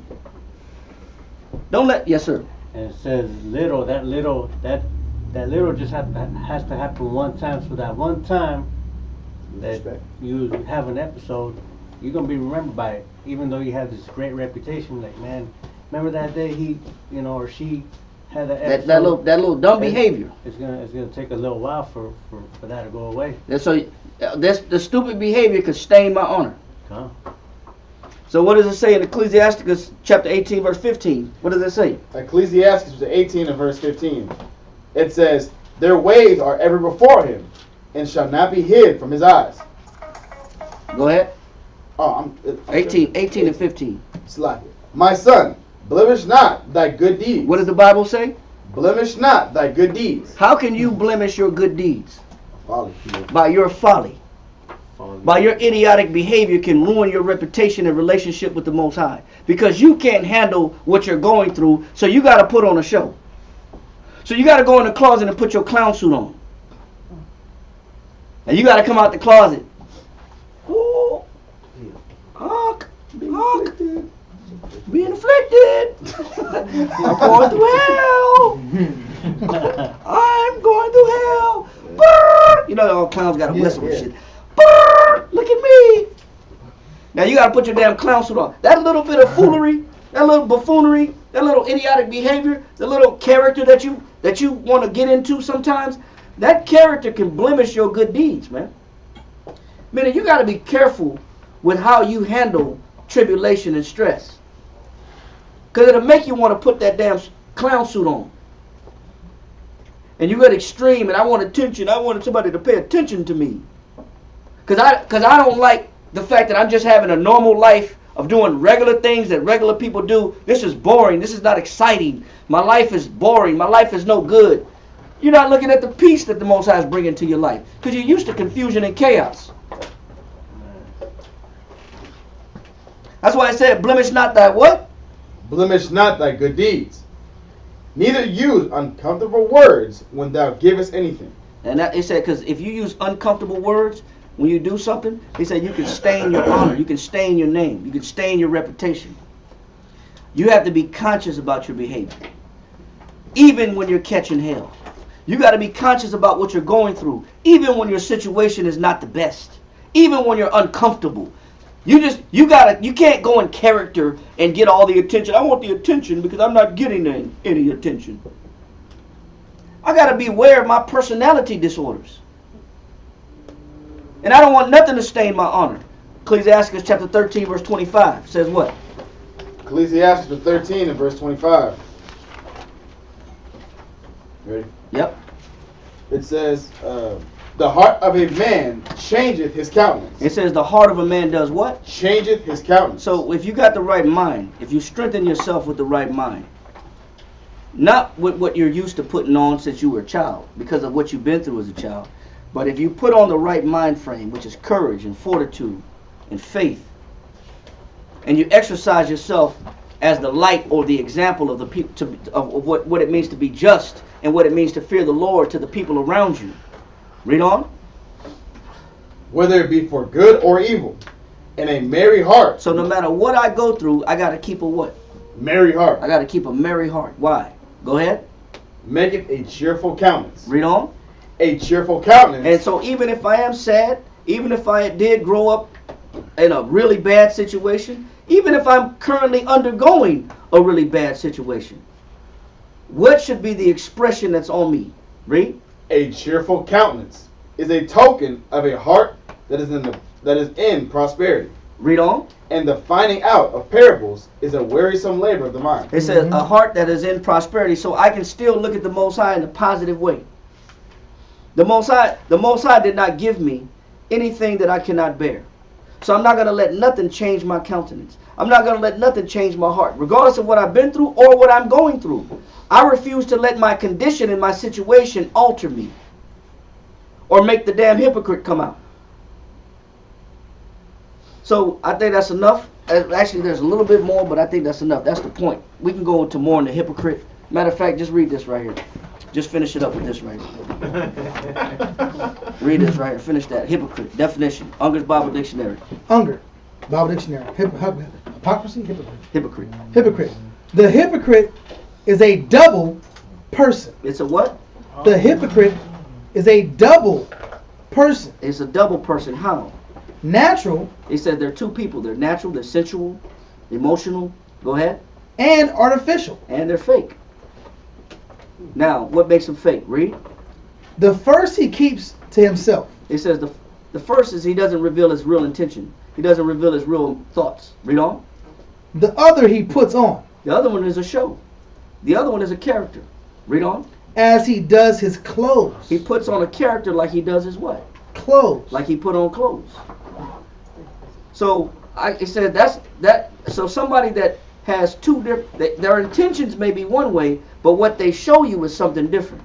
It's just like they put on clothes. But people put on clothes to get attention. If I have that personality disorder, I use my clothes for attention getting. But what I put on is not what's happening on the inside. It's not really how I feel. Read on. It says to make his appearance before men. To make his appearance before what? Before men. Everything is about what? Men. Everything is about getting validation from the people around me. Everything is centered around me. That's enough right there. Any questions? All right, with that, we're gonna go ahead and say shalom, and that's the end of the survival guide to tribulation. Don't put on no characters. You're going through something, put on strength. Put on focus. Put on courage. Don't be walking around sad, face droopy. Lift up your countenance. Have a positive outlook. Have a positive mind. Don't show everybody that you're catching hell. That's what the elders are for. They're going to encourage you. They're going to incite you, to motivate you to keep going, to push forward. All right? Come. So with that, we're going to say shalom. Let's go ahead and set up the prayer. Imagine we'll put walk with them. Rise and face the east.